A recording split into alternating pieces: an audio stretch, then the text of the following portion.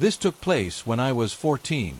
I just started 8th grade. I grew up in Southeast Texas, and as I'm sure many of you all know, fall is still very much part of hurricane season.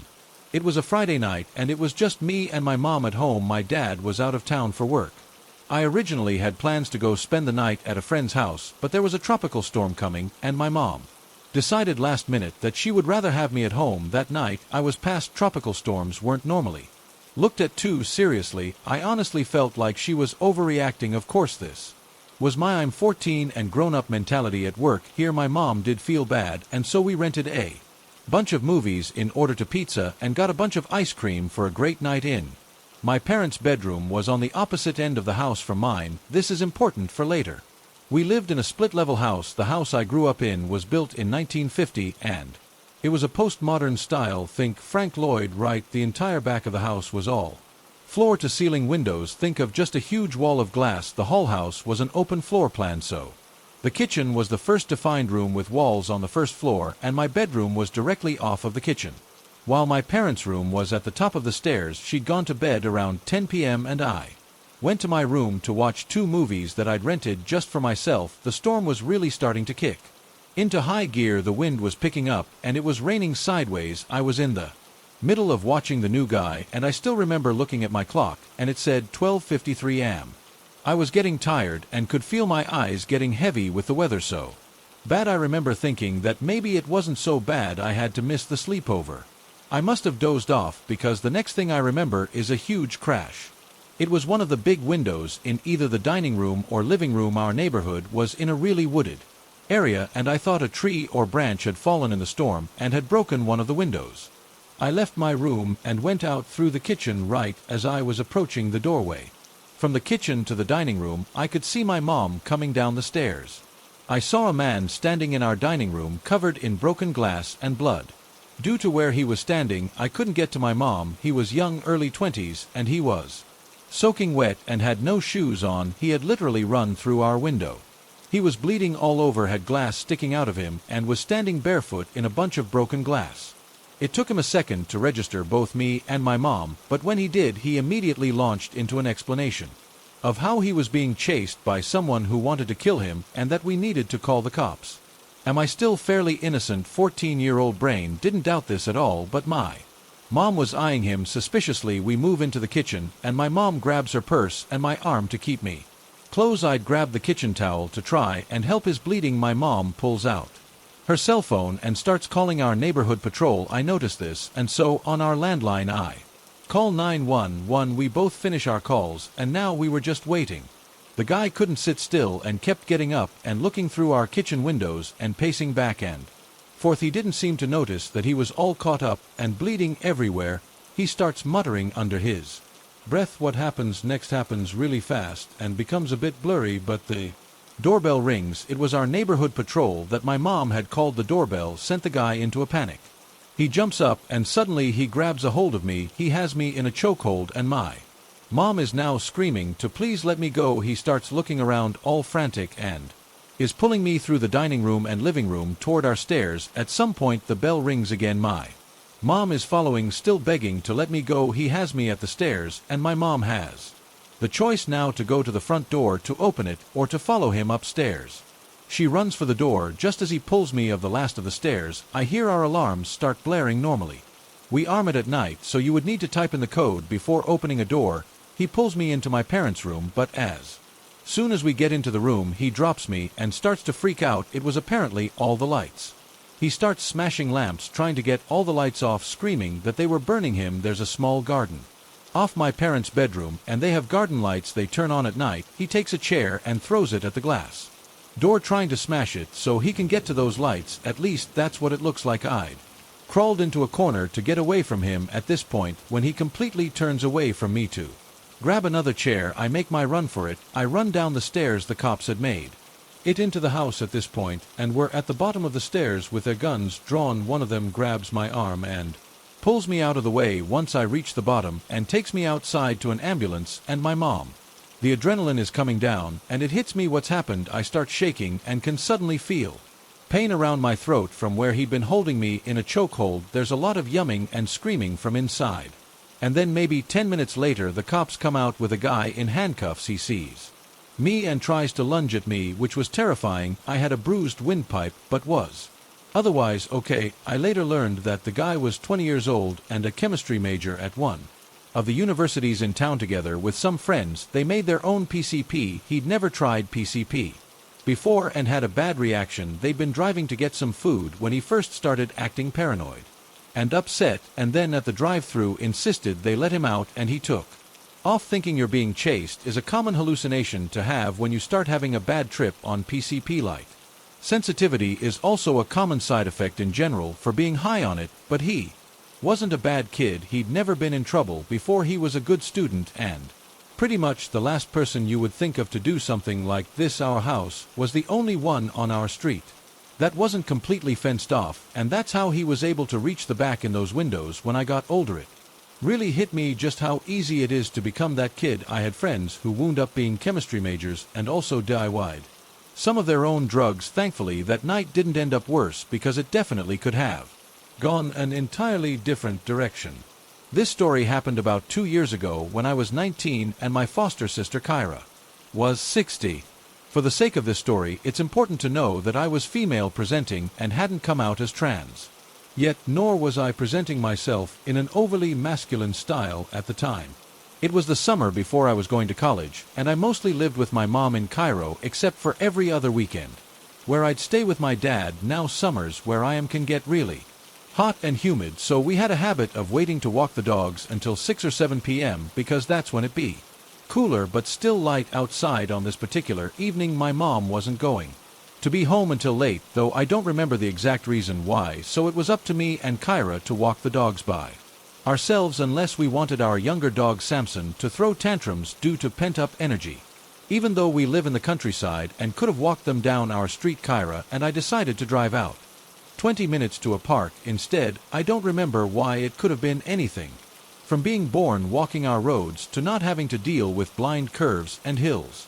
Whatever the reason, at around 7:30 p.m. Kyra and I harnessed our 2 dogs, packed them up in the car, and drove to the park. Let me quickly explain the layout of the park so that it's easier to understand why we got nervous halfway through our walk. This park isn't very big, but it's popular because of its loop. The entire park is surrounded by a mile-long looping road with its attractions like playgrounds, ponds, and a small country hall spaced about in the inner side of the loop. The outer side is just grass, trees, and one playground at its end, thus it's common and expected to pass people walking the loop at least 2 times if you're walking in opposite directions, but not if you're walking in the same direction. Obviously, any cars on this road can drive in one direction because it's a one-way road. At first everything about this walk was normal. I parked the car, we clipped our dogs to leashes, and we started on the loop. Every so often we'd stop so we could take a picture of our good boys, particularly of Kyra trying to wrangle Samson, who pulls like his life depends on it and weaves around because he wants to smell everything. It was while I was taking one of these pictures that the first encounter happened. A man who looked to be in his 40s walked past us walking the same direction we were, up toward the playground on the outer side of the loop. He smiled at Kyra, nodded, said hello or cute dogs or something like that, and he kept walking. I honestly didn't think anything of it. We're at a park at a time of day where it's common to walk around due to the cooler temperature, and people where I am are generally friendly. Smiling and saying hi is pretty normal. No matter who says it, we smiled back and replied, and that was that, or so we thought. This man pressed us again only 10 minutes later, directly across where we'd seen him previously, just like he did before. He smiled and said hi this time, Kyra and I looked at each other. Once he was ahead of us and shared, well, that was weird expressions. Just 10 minutes earlier, he passed us walking towards the playground and subsequently broke off from the loop, and he'd been walking in the same direction as us this time, though he'd cut in front of us, and he did it in a way where we had to stop to avoid running into him. He nearly touched Cairo with how close he was walking. That was already weird in of itself. The other weird part was him cutting past us in the opposite direction. The only way he could have done that was if he'd cut across the inside of the loop, since it would have been close to impossible to pass us at our certain point from the other direction. If he decided to walk the opposite way of the loop than us, it came off almost like you wanted to walk by us again. But just like before, Kyra and I brushed off this weirdness The guy could have been enjoying a rambling stroll and doing his own thing for all we knew. Besides, we had 2 reasonably sized dogs with us who'd mess with us. Not even 5 minutes later, this same man passes us again, once again cutting. So close past us that he nearly brushed shoulders with Kyra, and again he smiled and said hi before walking off. This was officially the moment I decided we needed to leave. Sure, it's normal to pass a person at least 2 times walking this loop if you're going opposite directions, but doing so takes a while. You have to at least get to the parallel spot on the loop from where your paths first intersected to see each other again. Both the time between running into the guy and the location we passed each other didn't match up in a way that didn't look suspicious. Plus, I really wasn't a fan of how he cut across us.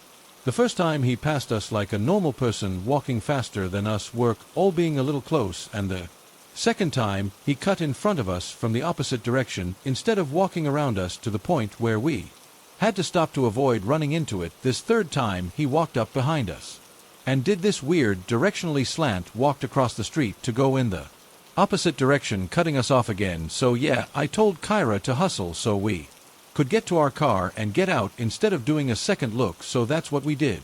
When we were almost to our car, we noticed a car creeping up along behind us. We pulled to the side and stopped to let it pass, but for a second it stopped too. We figured he was getting ready to park, so we started walking again. The car started creeping along behind us soon after we did so. We stopped again and the car stopped with us. This was when Kyra got nervous. We hadn't seen the middle-aged guy since the third cutoff, so we figured I'd overthought the whole thing, but here we were with this tinted window car. Acting weird as hell. Was it the same guy back with his car? A different guy? We couldn't tell before anything could happen, though. Another car idled up to the one next to us, and whoever it was sped up to the expected 5 miles per hour. We got to our car pretty fast after that and practically picked up the dogs to get them inside of it. We got in and got out of there. My mistake, however, was neglecting my rear view mirror and the well-advised rule of not driving straight home if you're worried a stranger is taking too much interest in you. I was anxious, dumb, and primarily concerned with getting home where we could be saved, because home is safe, right? Nothing bad is supposed to happen to you there, right? My naive false sense of security. I think we got home around 8 something. The sun had finally disappeared behind the horizon, but it wasn't fully dark yet, just that dusty purple color the sky gets before it finally accepts that it's nighttime. My mom wasn't home yet, so we got the dog some water, locked the doors, ate dinner, and chilled in the living room talking about things that didn't really matter. It was almost 9:30 when the scariest part of this whole ordeal happened. Kyra and I were sitting on different couches talking about something or other when we noticed the ceiling briefly light up over where Kyra was sitting. An important note here is that Kyra was sitting on a small couch with her back to a window that faces the front of the house, where I was on a couch on the opposite wall where I could see a sliver of the front porch. Due to our lungs' slightly curved driveway, it's common to see headlights stream through that window, light up the ceiling, fade, then intensify. That means someone's just come home. So when the ceiling above Kyra lit up, we thought nothing of it, assuming our mom has come back from wherever she went that night. We didn't take any notice of the light skipping the final arc of someone pulling all the way up the driveway either. We also didn't pay any mind to how long it was taking our mom to come inside. Our mom has a bit of a habit of pulling in, then checking her phone for God knows how long before coming inside. After a couple of minutes, I noticed this small motion sensor light that our mom set up on a table on the porch light up again. I could only see a sliver of space based on my position and the curtains. Basically, I could see a smidge of the table and the rails bordering our porch, but not its stairs or anything approaching the door. Depending on how they approached it, I wasn't paying much attention either, because I assumed it was my mom. Right after the light went off, we both heard the storm door open, but we didn't hear anyone pressing the code keys of our lock or jiggle the door handle like Mom usually does right away the moment the storm door creaked open. Our 2 dogs jumped up and ran to the door barking like mad. Samson, our dumb goofball son, who was incapable of hurting a fly but a big boy, jumps up on his hind legs and scrambles to fight purchase on one of the small windows in a desperate attempt to see who's outside. Immediately, the storm door slammed shut, and we hear heavy footsteps on the cement of our porch. Calvin started going nuts and jumped up On Kyra's couch, standing on its back, instead of the cushions to look out the window, Samson ran out of the room and went to the doggy door that leads to the back porch, which has a ramp going down into a fenced-off portion of our yard. I couldn't move. I'd never understood really what it meant when people described their limbs turning to lead. Until that moment, it felt like I didn't have a lens really. Like moving wasn't an option. If I moved, I might glimpse something or someone through the windows. The person could see me running around the house, freaking out, and decided to come after us after all. So I sat there, my mind steadily going blank as my heart sped up and my limbs refused to move. In the game of fight-flight or freeze, I'm the freezer.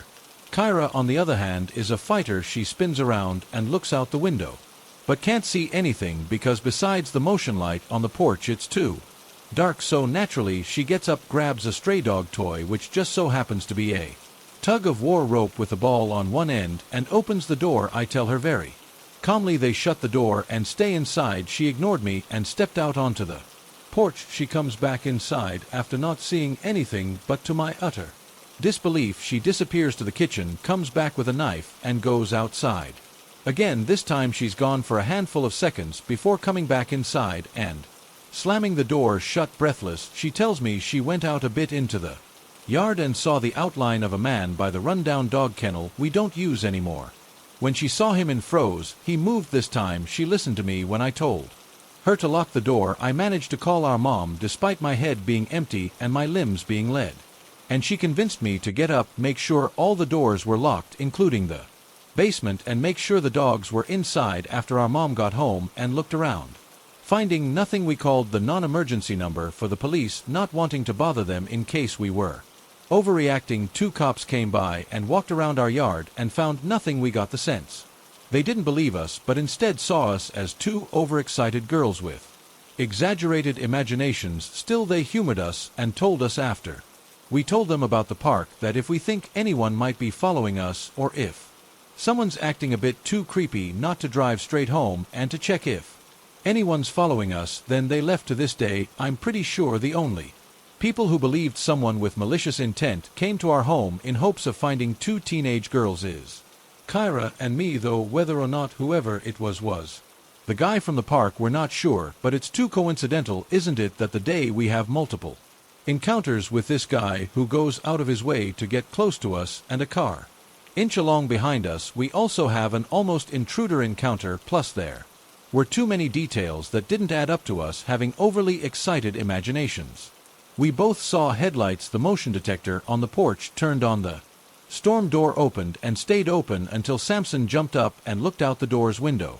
We heard footsteps. Kyra saw someone, and the dogs don't run up to the door like that and bark their heads off if no one's there. I don't know if whoever it was, if the house was the same guy that ran into us at the park. If it was, I don't know if the reason he cut in front of us as close as he did was to test how our dogs would react to him, and them not caring at all, or the first time wagging their tails convinced him that they weren't a threat. I don't know if he was in the car that inched behind us and stopped what we did.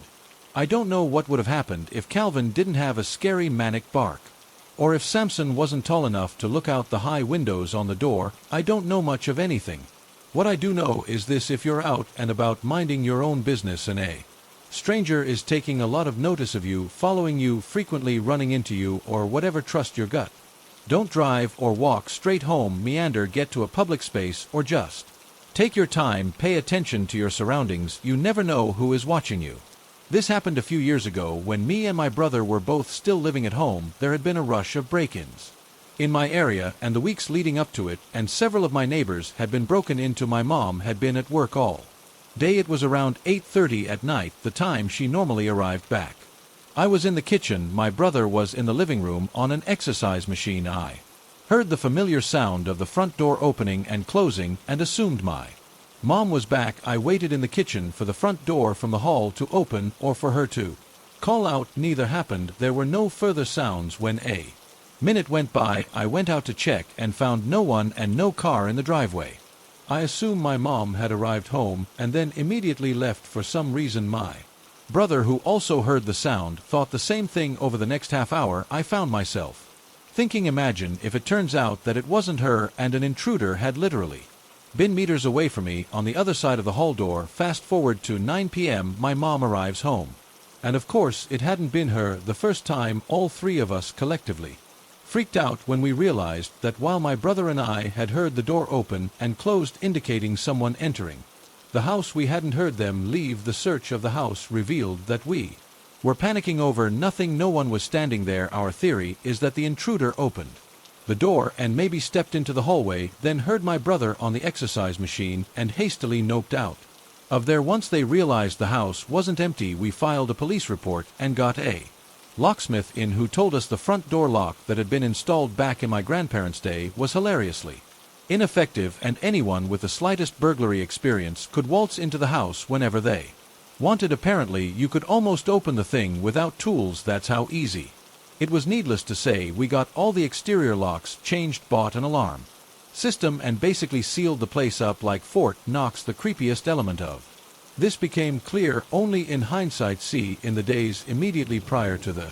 break-in, there had been a number of odd incidents. I thought I'd heard someone trying the back door handle late at night. Our dog had freaked out for no reason, and we found a cigarette butt on our front doorstep. None of us smoked. We think the house was being cased. Whoever did it might have missed me and my brother's presence, and concluded that the house's only occupant was a single woman who worked long hours. To this day, I'm glad I didn't open the whole door and meet them face to face. This happened about 11 years ago when my husband and I just moved into our current home.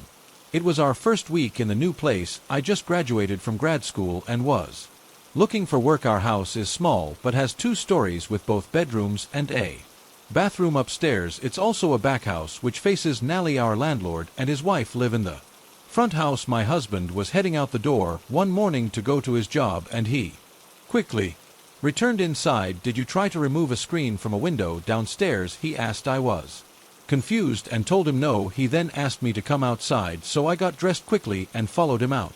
The screen covering a large window downstairs was bent at a sharp angle, like someone had tried to push it up from the bottom. The freakiest thing was that there was a clear, prominent handprint on the glass, like the would-be intruder had tried to push up and open the window. Luckily, all of our downstairs windows have wooden rods wedged in the top half to physically prevent them from being opened. Very much analog security saved the day. We also found another window screen that appeared to have been cut open slightly at the corner. We called the cops, who came out and dusted the handprint, but nothing ever came of it. Smash and grab break-ins during the middle of the workday weren't uncommon in our neighborhood at the time, but what chilled me was that our would-be intruder had opted to try and break in during the middle of the night when we were both home and sound asleep. My car was in the driveway right by the broken window screen in handprint, so the person had to have known someone was at the house at the time. It was a bold move, albeit a stupid one, since they left an almost perfect handprint on the window. One day when I was younger, my mom and I visited my aunt's apartment. It's a giant-looking house with a side driveway that leads around the back to a small parking lot for tenants, with the house entrances being off to the side, facing away into hidden from the busy street. I don't remember how old my cousin and I were, maybe 8 to 12 years old, with her being slightly older. It was still midday, and we were all hungry, so my mom and aunt decided to go shopping, and we're then gonna pick up pizza on the way back for us all to eat. Me and my cousin were ecstatic as we loved pizza. Our parents left, and me and my cousin stay and watch TV with the volume really low while browsing on her laptop. It's probably about 25 minutes after our parents left, start seeing the front door locks shaking. We thought our parents were back, but then we noticed something suspicious. Instead of the locks at the door quickly turning as if our parents got back, we saw that the locks were turning very slowly to unlock. We suddenly both realized it wasn't our parents. It was definitely an intruder. We both stare at the front door silently, freaked out and frozen. I always thought those horror movies where the actors stand frozen in fear, like idiots, were fake, but it was this moment that proved that idea wrong. As we both stood there frozen in horror, we saw the top lock finally turn all the way after what felt like half a minute. Then we start to see the bottom lock slowly start to turn. The door was probably half a second from being unlocked completely when suddenly my cousin breaks free from being frozen in fear, sprints over to the door, and turns both of the locks to prevent the door from being opened. We dared not to look out the second-story window to see who was trying to get in. We were horrified and stayed quiet. Waiting in the living room, we didn't say a word to each other and just sat there. On the couch, it was about 15 minutes later until our parents got home, where we told them the whole ordeal, and they were shocked. We don't know what would have happened if my cousin didn't sprint to lock the door. But to this day, I can remember very vividly seeing the door's locks shaking, rapidly and slowly turning. It was definitely very scary. One summer I worked in the box office of a theater a couple states away from where I live. The theater was mostly out of towners, so it owned a few houses and neighborhoods around it where everyone lived. There were pretty fun places to live actors constantly cheating on their spouses at home, lots of late nights, and beautiful countryside to boot. In any case, also small town living and all that comes with it. My roommate where I lived was a friend from high school who got me the job. We were in college at that point. He's gay, I'm straight. We had it sort of worked out to only hook up with people when the other person wasn't around. So one night I'm out and I come home. Him and his boyfriend are at the kitchen table, both with an odd look. I asked what's up. They look at each other before answering. Then they tell me this strange guy had led him into the house, and when they heard him, they went downstairs and asked who he was. He said he lived across the street a few houses down, and that his neighbor Mrs. Something or other, who apparently lived right across the street. I'd seen the two of them falling around through the bedroom window, called him on the phone and said, "Why don't you go and join those boys across the street? They look like they're having fun." At this point, my roommate and his boyfriend tell the guy he has to leave. After more convincing, he finally does. End of part 1. I'm pretty shaken. So are they? It explains why they were acting so funny when I came in. I'm not one to respond to things right off the bat. I have to think and more for a bit before the initial reaction is being scared. We all stay at the house that night. Strength in numbers. The next day, I'm at work taking down credit card numbers on the phone, handing out tickets in the evening when the crowd starts to arrive, and in the back of my mind I'm fuming. How does someone get off making a phone call like that? Why is she looking in our window? And who walks into a house and does something that stupid? I'm not scared anymore. I'm really pissed. I was having a good summer and this wasn't going to wreck it. I was going to go home, go across the street, and tell that old woman not to call any more for friends, and if she did, there was going to be trouble. So I get home. I haven't really paid much attention to the other side of the street, but I see the house. See how she looked at our window, and I march across. As I get closer, I start to notice how shabby the place is. The garage door has paint peeling on, isn't closed completely, either because it's warped or off its track, or both. The front door, as I climb up these stairs, isn't doing much better. Whatever, I pound on the door, getting ready to berate an old lady, and a guy comes to the door. Sure. Fat glasses, spiky hair, somewhat creepy smile. I'm a bit blindsided here. I'm expecting an elderly woman, and I get this. I'm also 19. I ask if the old woman is about. I can't remember what he says, but it ends with "come in." I still have my prepared speech, and I'm determined, and I enter. After going in, I start to realize my mistake. This place is, shack carpeting, sat sofa sinking in the middle, unopened, kind of pabst on the coffee table. I turn around, and the guy has the same creepy look on his face. I say, "I think I'm in the wrong place." He says, "No, I think you're in the right place." I tell him I came to see the old woman, and if she isn't here, I want to give her a message. I'm by now fully aware that she might not exist at all, and he's standing just far enough from the door that I can barely get out, but I have to have my say first. So tell her not to call any more of her creepy friends, and no one's allowed in that house except for the people who live there, and anyone we invite. If it happens again, there's going to be trouble. I tell him I should maybe add here that I'm 5'6" and probably at that point 115 to 120 pounds at best. I try to glower at him. I stormed past him, grabbed the screen door again, trying to trade fear for anger, open it, and slam it as hard as possible behind me. Then I walk across the street, trying not to go too fast, but really just trying to get out of there as quickly as possible. When I get across the street, I ask my roommate, "What did the guy look like that came in last night?" He said, "Sure. Fact, glasses, spiky hair." Why? For a quick backstory, my dad is a retired park ranger. He worked for the National Park Service up until 3 years ago. His usual tasks involve taking people on tours along the Appalachian Trail and maintaining the forestry in the wildlife habitats that lived there. So anyway, the story goes back to the summer of 2003 when my dad and his colleague John were sent out to try and locate an adult elk, a male named Billy.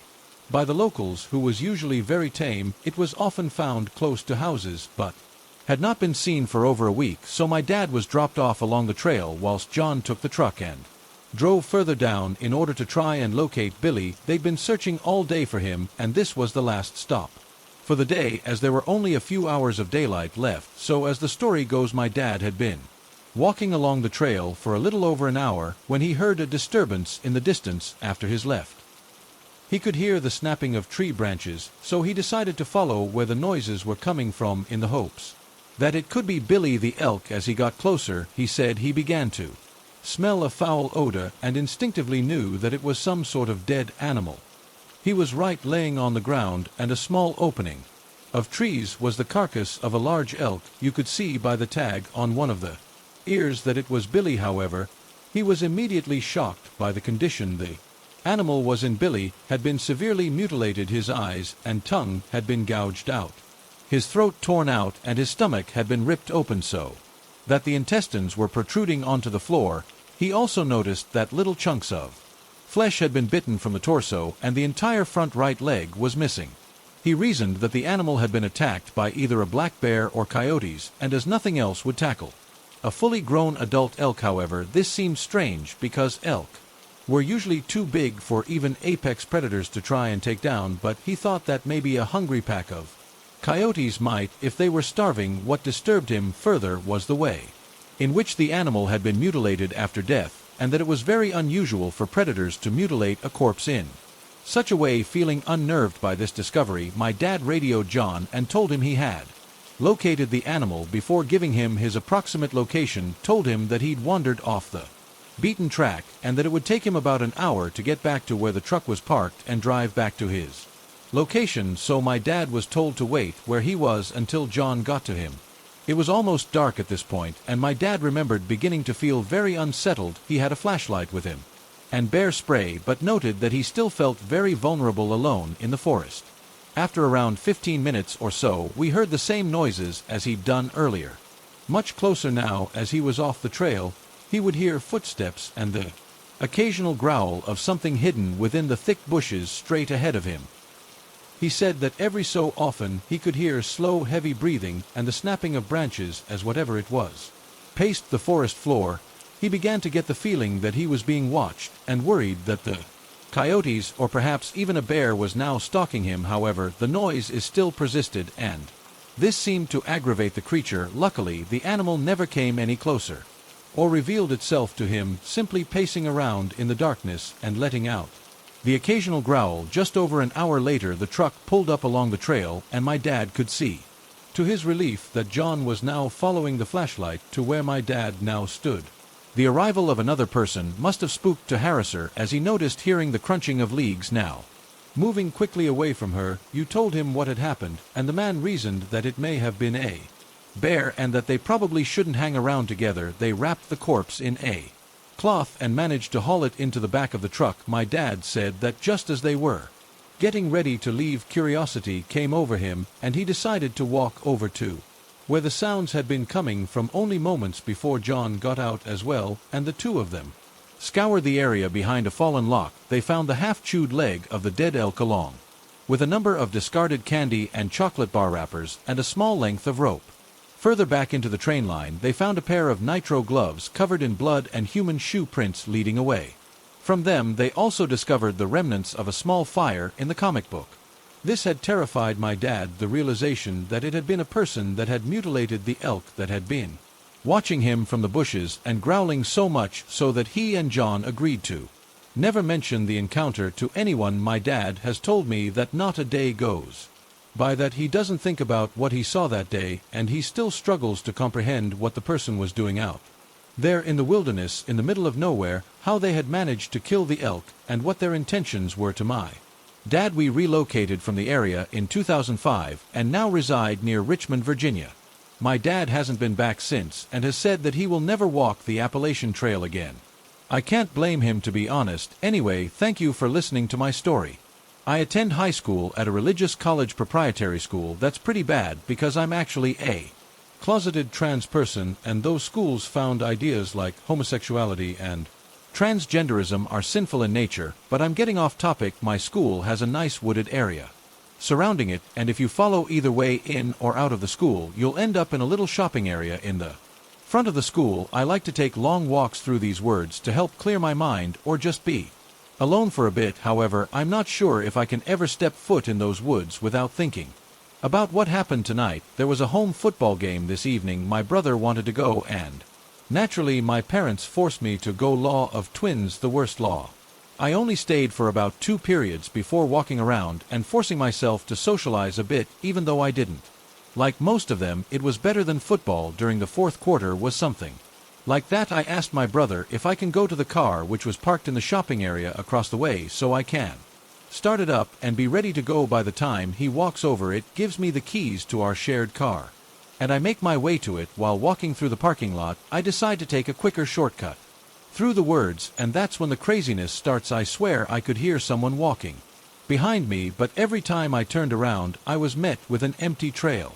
And I found this odd, but dismissed it as paranoia. I kept walking, but I began to feed this paranoia, and eventually I was able to convince myself to speed up to a brisk pace so I can avoid getting snatched up by this invisible threat that was pursuing me.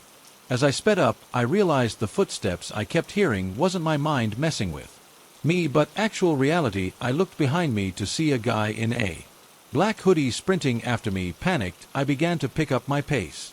I could see the edge of the woods and the lights of the shopping center before 2 other hooded guys jump out in front of me, forcing me to take a left and into uncharted territory. I could hear all 3 of them screaming obscenities at me. I didn't even know who these guys were. Their voices were filled with the strongest of spite and the darkest of intent, and it was horrifying. I wouldn't wish this experience upon my enemies. Eventually, I found myself in a neighborhood at the northern end of the woods. I turned around to see nothing chasing me.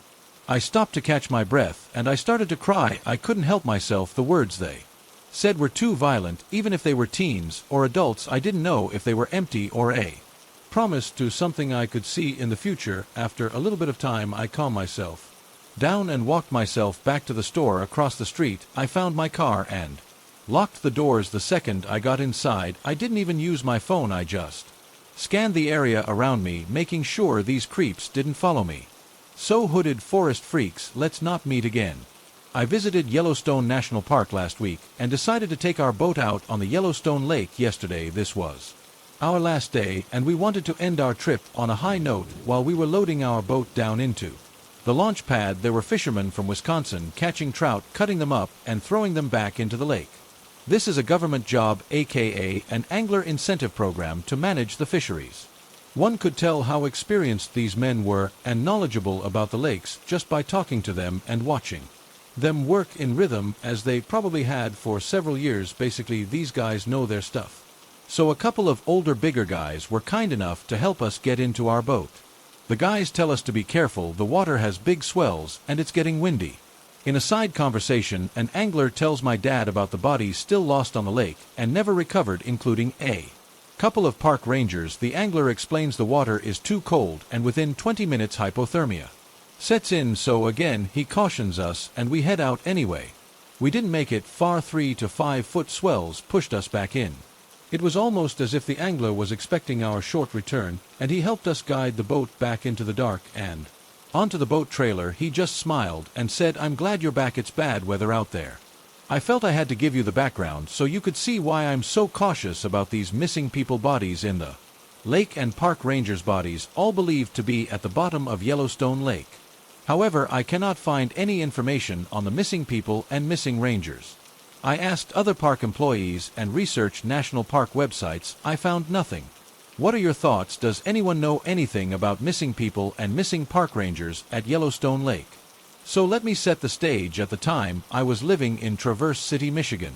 Beautiful landscape, for those wondering. Huge glacier-carved hills and lake Michigan at your back. I rented a little townhouse with a longtime friend a little ways outside the city. I just gotten a hold of my old bicycle, which I'd shipped up from my old hometown, and I was raring to start riding around. And that's how this all got started. It was my day off, and I decided to save gas and ride my bike into town. All right gear though, checked my tires and roared off. I'd been big on riding my bike once upon a time, and it came back like well riding a bike. What I didn't notice, however, was how Quickly I was moving. If I'd been paying attention, I would have realized the constant downward slope I was on and how. Biking back up, it would likely pose a difficulty for my winter-lapsed muscles. But none of that mattered at the time. I made it into town, did some shopping, met up with my roommate for dinner, and generally had a good time until I noticed the sun was setting, so I bid my dues, hopped on my bike, and pedaled off into the sunset. At first I did all right, but that aforementioned incline wore me down. By the time I reached the last leg of my journey it was pitch black, and I was walking my bike, at which point the road faced me with a choice. To my left was the regular road, which was better lit, but also a longer track to get to the townhouse I occupied. To my right was my more regular route to and from town. I drove it every day and had used it to come into town that very day. In fact, it was heavily wooded, and unless but featured a shorter route, albeit with a steep of hell. I figured, since I was already walking, I might as well just take the shorter familiar path. So I turned on my bike's headlamp and headed into the even greater darkness of the road. Through the woods, all went well for a bit. I trudged along and cursed myself for being so stupid and overconfident with my bike. Then I heard it.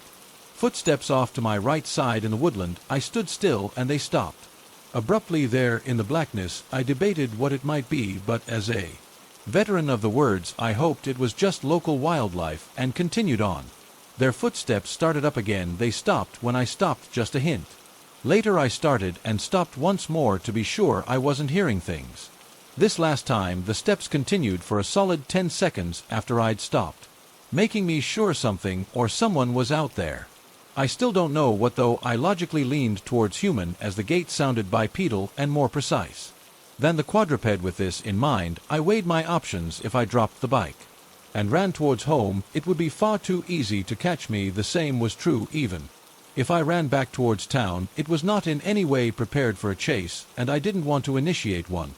My mind stayed to the utility knife I always carry in my purse, but I shoved that thought aside. I have enough martial arts training to know that the knife was a bad idea, and I was more comfortable taking whoever or whatever was out there barehanded, rather than escalating things with the blade. Instead, I called my roommate, who was still in town, gave her my location, and told her what was happening. She told me she'd be there in 10 minutes. I hung up and started walking again. The footsteps started up too, this time faster and out of sync with mine, and that's when I got mad.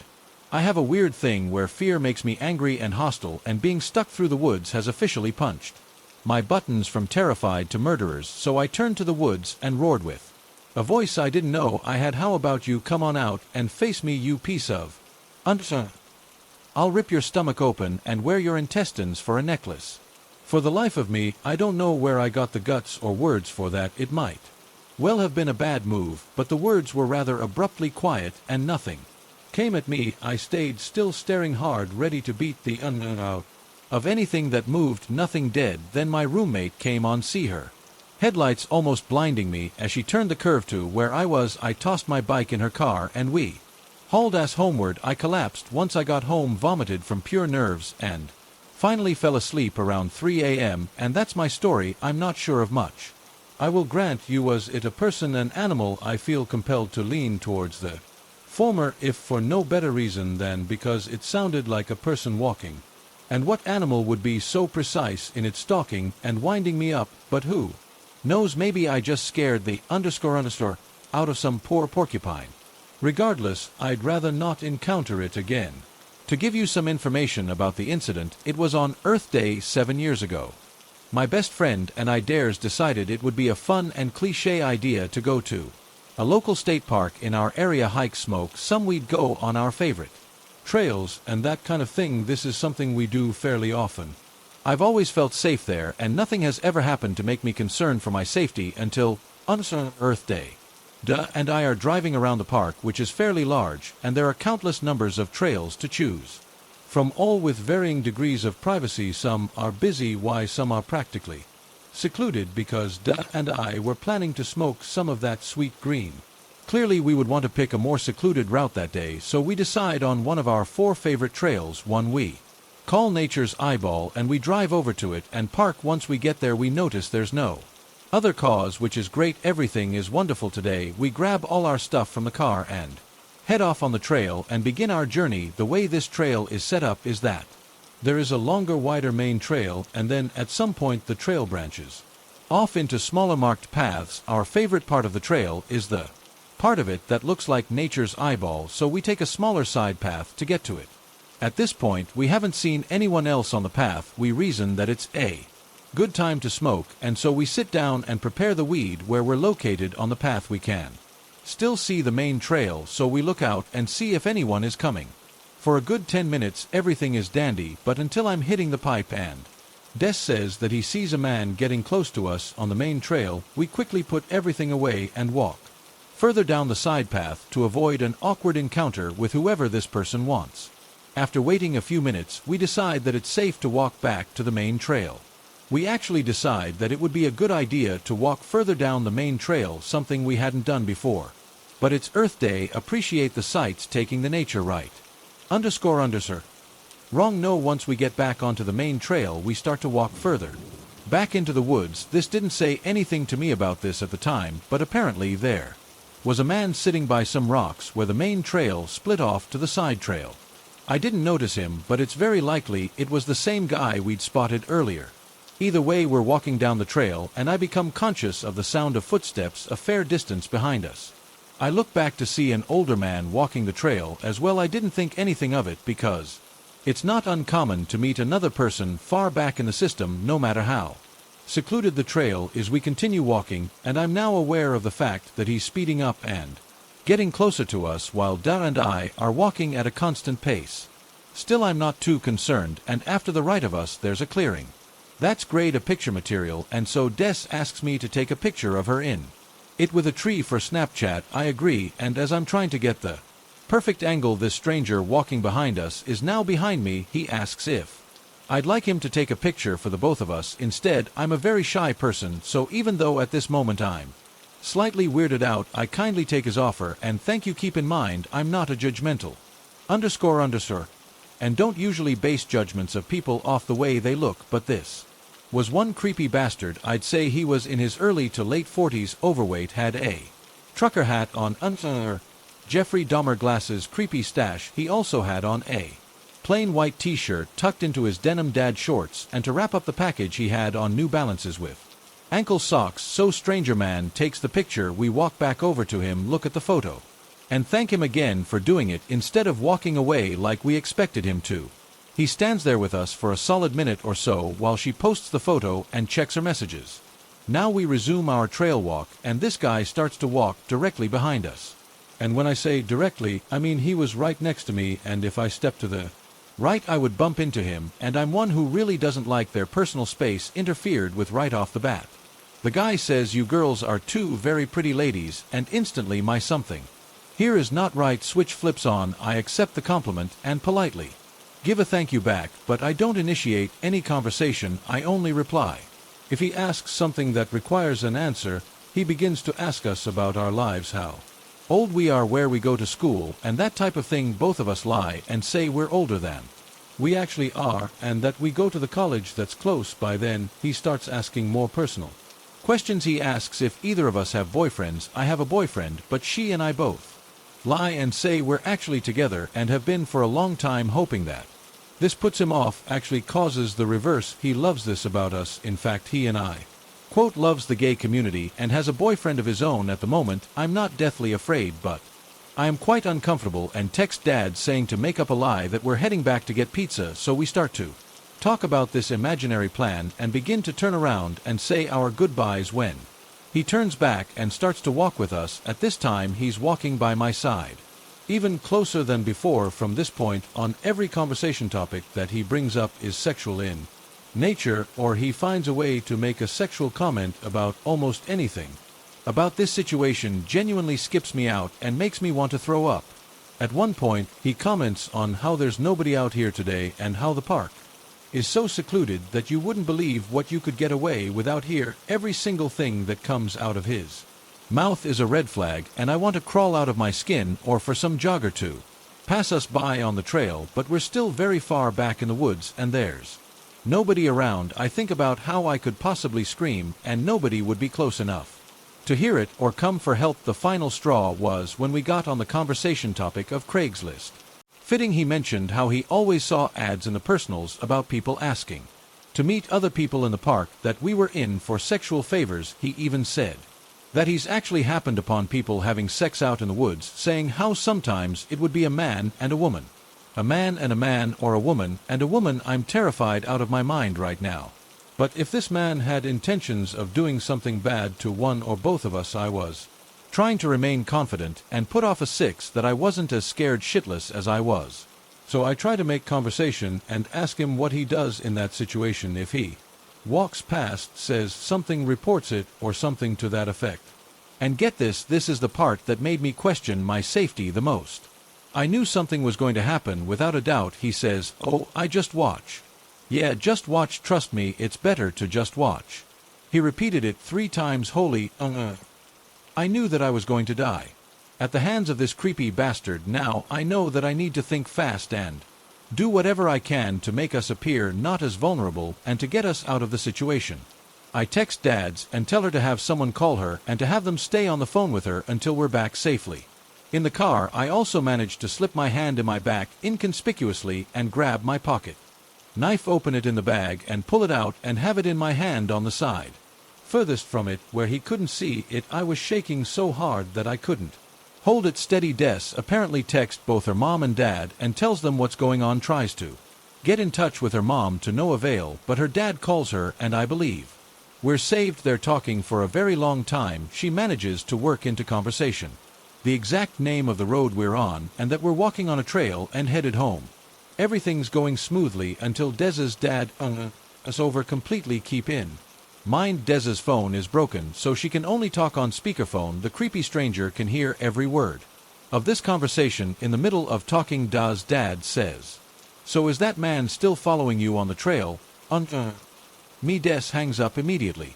Stupid move maybe, but she did. I ask if she lost connection trying to plan it off, and she says, "Yeah, the service is really spotty in the park." Then the guy says, "Did you tell your dad that I was following you? We're not back to the car yet, and by no means are we safe." We make up an excuse of telling her about a guy we saw on the trail earlier, half-assed, but he buys it and we're okay for the moment. I also mentioned how there's all kinds of people out here and that I always carry my knife and taser with me for protection. You never know what could happen. Overall, we put up a pretty good front of not being innocent, easy targets, and somehow we make it back to the trailhead where the cars are. Once we make it, we say our calm goodbyes and walk quickly to the car. Can't describe how good it felt to get in, lock the doors, and just scream to be alive. I don't know, but I can't even begin to describe the terror of that situation. I never reported it or even told my parents. My friends and my boyfriend are all aware of what happened, however. 3.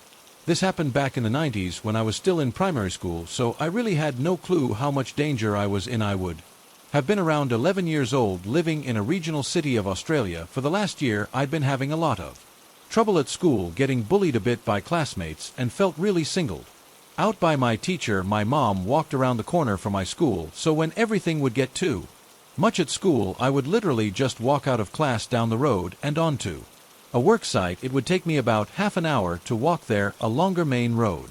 A couple of times I noticed a small white car drive past me slowly, but I only noticed this because I would see the same car go up and down the street as I was walking and while sitting outside of my mom's work site. After a while, I started seeing this same car driving up my street at home and parked along the street that my brother and I would ride our bikes around there. I don't remember thinking it was strange because it was a small town and it wasn't unusual to see the same cars and people. It was just like, oh, there goes that car again. Anyway, my family followed a serious routine: Monday swimming and tutoring, Tuesdays netball training, Wednesday netball game, Thursdays basketball training, Fridays we would go and see professional basketball or football depending on the season. Saturday was my brother's basketball games and Sundays were our day to go down to the river with friends for swimming and a barbecue lunch.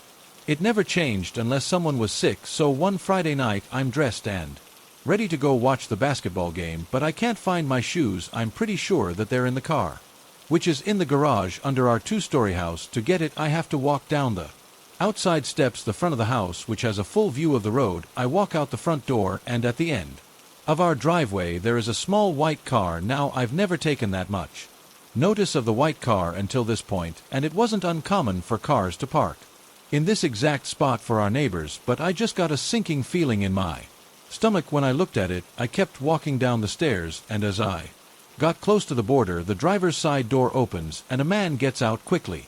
I keep walking towards the garage, and he starts moving towards our driveway. That was the point when something inside me just told me to scream for my parents and run and lock myself in the car. I did exactly that, and this guy turned around, ran back to his car, and drove off. By the time my parents came out, there was no evidence that this had happened, and they didn't believe me. A week later, there was a notice in our school newsletter about a man in a white car attempting to abduct another child from my school on the same night. My parents were very shaken and took me seriously after reading that. I don't believe he was ever caught, but it definitely taught me to listen to my intuition and take notice of my surroundings. This happened about 8 years ago, and I still think about it on the occasion and wonder what had happened. The summer between my freshman and sophomore of high school, there was this boy that I liked. Being teenagers, we would sneak out in the middle of the night to this park that was really close to our houses. One night at about 2 in the morning, we were sitting on a picnic table on one end of the park. This park is surrounded 3/4 of the way by canyons, and the park has a playground, soccer fields, and a baseball field. We were just hanging out, and we saw two people, a man probably in his 30s, a little heavy set, wearing a red baseball cap and a white t-shirt, and a woman who was a bit younger than him, the boy I was with, and I watched the two of them walk across the baseball field and into the canyon. We didn't think anything of it. Maybe that they were just going to have relations in the canyon. I don't know, some people did that. Maybe 5 minutes later, we started to hear screaming. I wasn't going crazy because it startled the boy I was with too. It was nothing like I'd ever heard. The screaming was ear-piercing and absolutely horrifying. After about 20 seconds, and everything fell silent.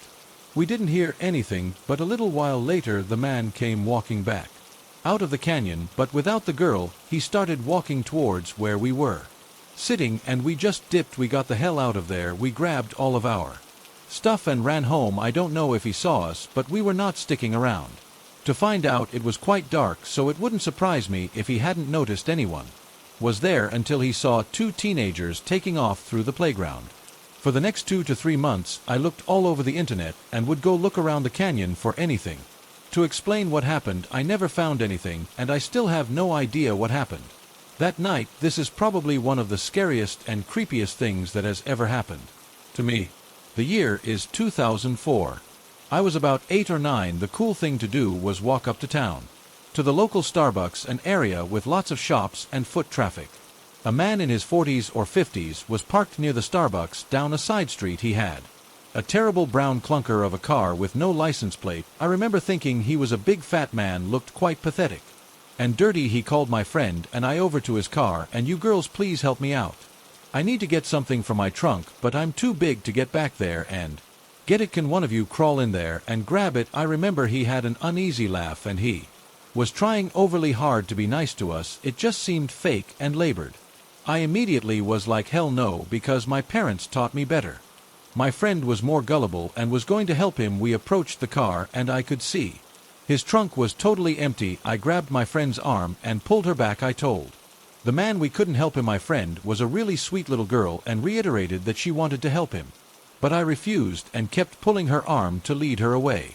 She said I was being me. A couple of the kids were walking by at the same time, so he turned his attention away from us and started asking them for help. My friend and I ran inside the Starbucks to tell the workers that a man outside was trying to get kids to crawl in his trunk. They called the police, but the man in his car were gone by the time they arrived. This was very recent, 11 days ago to be exact. I'm a fan of hiking or just simply taking walks in the woods. The only time I go alone is when I'm in the woods. I live near this day. I was not. I was with my friend Lars in a walk about 3 hours from my house. We were planning on traveling around and staying at motels in the meantime. That day we decided to take a walk in a popular area for people who like to walk in the woods like me. The catch was that these woods were huge, not really bad to us though. We were thrilled we escaped the crowd, but every now and then we would see someone walking by. We walked for a while until we got to this spot, not too different from the rest, and except for one thing, nobody else was around in this section. That's why me and Lars took this turn. After a while of walking down this path, we spotted a naked man. We gave each other the look and turned around. The man was slightly off path, bent over and looking at something. As me and Lars were walking back talking about the strange man, I heard a voice behind me. I turned to see the man. He was talking to us about the bug he picked up. I got a good look at it. He was a bit tall, nothing crazy, bald with a bit of brown hair beginning to grow, but completely naked. I flashed the man a smile and sped up. We got out of that place as fast as we could. Once we got to the car, we kind of laughed. Yes, it was creepy, but more weirdly funny. The car ride was nothing, so skip to the motel. As we're checking in the motel, we see the man walk in. It was a bit hard to recognize considering the fact that now he had clothes on, but they were torn up. He waited behind us in line. Good thing we were almost done checking in, because as soon as we did, we went right to our room and locked it with no thought. Now, it was definitely creepy. Was he following us, or was it a coincidence? We both decided we weren't going to stay at this hotel for more than a night. How I didn't want to stay one night if it weren't for Lars telling me it's okay. That night Lars wanted to go outside for a cigarette. I don't smoke, but no way was I going to stay in this room alone. I followed him outside and we chatted for a bit. After a few minutes, I see the guy walk out the doors. Lars put out his cigarette and began to walk inside, but before we got in, the guy pulled out what was probably a knife, something else sharp, and he started carving through his sleeve, and right at his arc, I saw liquid trickling to the ground, and I immediately knew it was blood. I rushed into the lobby, and Lars got the idea and followed. We alerted the staff, but by the time they got someone to come out, he was gone. To this day, I still have so many questions. Did he follow us? Why was he naked? Why was he doing that to himself? I will probably never know the answer. But honestly, I'm still spooked. I don't know what to do if I see him again, but I hope I don't have to think about that. Foreign. I live in a major U.S. city. I made the move here during the pandemic, and as there wasn't much going on, I made the habit of having some beers and food at the local lakeside parked near me. You see and meet all different types of people. At the beginning of this year, on a day that wasn't too wet or cold, I made my way down to the lake. I brought a sandwich, a couple of beers, and was listening to a true crime podcast. I found a little group of trees, pretty dry and pretty out of the way. It was hard to spot, so when I noticed this man walking towards me, I knew he was going to ask for a cigarette. Even from a distance, he seemed weird, so I thought I'll give this a cigarette so he doesn't get pissy about it and let him be on his way. Sure enough, this guy offers me some Doritos in exchange for a cigarette. I say no to the chips, but tell him he can just have one just to get him away and be done with it. He introduces himself and we launch into a meandering conversation. He's weird, and I can't shake the feeling that this guy is off, but the conversation itself is pretty normal. I just don't want to get this guy angry when there's not a lot of people around. 2 hours later, after talking about all sorts of stuff, and I finally excused myself and leave. Less than a week later, I'm having a post-work beer at a bar and I hear a voice. I look up and there he is. I tell myself, screw this. If this guy tries to corner me again to talk, I'm going straight to the bartender to get him off my back. I'm here to chill, not chat. It does not get to that, as he whines about the TV, the music, the prize, to the point the bartender kicks him out before he notices me. When he did get angry, he really got aggressive and was ready to fight. I knew it a few weeks later. The bartender tells me a story. He'd run into an old-time regular who seemed frazzled. He explained that while walking to the bar, he saw some guy who recognized him. Hey, you're Chris, the regular from the bar back in the day. The regular denied it, said he didn't know what this guy was talking about. Why? Because turns out 30 years ago, this __ abducted a woman, kept her alive long enough to make sure she told him the right information to make ATM withdrawals with a bank card, killed her, and dumped the body. He got caught because he was driving her car around with her blood all over the back seat, making maximum daily withdrawals from the same ATM every day. When he got caught, he bragged about how they'd never find the body. They never have. The bartender and I were able to corroborate this story because we found some articles online about the murder mugshot, and all the guy looked 30 years younger, sure. But it was him. This happened a good few years ago when I was 15 or 16. I just seen a friend off at the train station, and I was walking through a small park that linked the station to the city center. An older man was walking along the same path, heading in the opposite direction. As soon as he saw me, he made a beeline for me, grinning from ear to ear. I was a little wary when he stopped to talk to me, but then I went into full creeped out mode when his first sentence was, "Can I see your belly button?" Obviously, I declined, though politely, as I've always been small, and there was no one else around to help me if my refusal made him angry. He reiterated the question, and I said no again, still kinda trying to brush it off. Is a joke. I tried to step around him, and he moved to block my path. He has to see it again, almost pleading now. When I said no a third time, he grabbed my top with one hand and started trying to wrestle it up, using his other hand to start scrambling at my navel. I managed to squirm free and legged it to the city center. I don't know if he made an attempt to follow me. I didn't pass or look back until I reached my bus stop. That's it, short and not so sweet. I still feel kind of weird about people touching my navel. My husband and I, with our kids in tow, recently moved to a new city. It wasn't completely new to me, as I'd grown up in the surrounding areas. The move was hell with 2 toddlers, and I knew they must have been having a difficult time. However, my husband and I just wanted to get everything unpacked in the new house. Before anything else, we made sure to unpack the kids' toys first. After all the unpacking, the kids were beyond restless. We had a hell of a time just keeping them from breaking some of the stuff during unpacking, because kids don't want their toys, they want boxes, and anything that isn't theirs. Needless to say, we were all a little restless and a bit agitated. I immediately thought we should take them to a park, meet some other kids from the area, that kind of thing. I remember when I was a kid there was a park in tow that was just amazing in my memory. It looked like a giant castle, the same size as a 2-story house, and had all sorts of extra swings, tire tunnels, all that stuff. I tell my husband, and I look up directions. We get in the car and head off to the park. A closer weekend, I start to notice the neighborhoods were in some state of disrepair. The area had been hit hard by hurricanes in the early 2000s, and it seemed quite a few had not been able to repair their houses, thus the decline of the neighborhoods. I felt bad to see such a nice area become so broken down until we had to stop at a red light before the park. An older woman was standing at the bus stop on the other side of the road of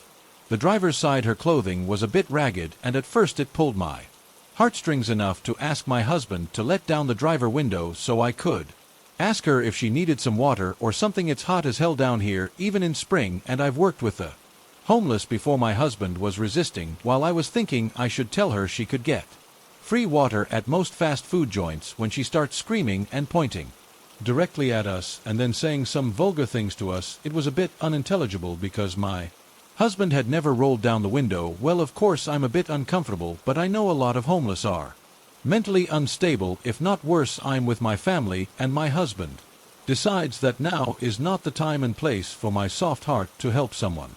I agree. Looking back at my kids, who completely ignored the scene and were excited about the park, they could see we get to the park, and just like the neighborhood surrounding it, it was terrible. My husband and I aren't stupid, and we take turns when going to parks to check the playground equipment and surrounding play area for anything harmful, needles, misplaced metal, anything sharp, and that stuff. It might sound like we're paranoid, but I can't tell you how many times we've actually found stuff like crack pipes and that. Surprisingly and thankfully, my husband came across nothing, and so I start explaining the rules to my kids before we get outside. We are too overprotective. We want them to have a bit of independence with an eye shot, but they are only 2 and 4. My husband also checked to see if he could see the woman, but the bus had stopped, and after it had left, she was no longer there. We get out, and we decide we're going to shadow the kids today to keep an extra close eye on them. Well, my son loves the swigs, so after a quick game of chase, we head for the swings. We were there for a few minutes counting, talking about the sky and such. I looked around to see where my husband and daughter were, when suddenly through the tunnels comes that older woman. Well, it scared me. She crawled out in a weird way, and she was talking in a raspy voice the entire time. I decided it's time to leave and get my son out to find my daughter and husband.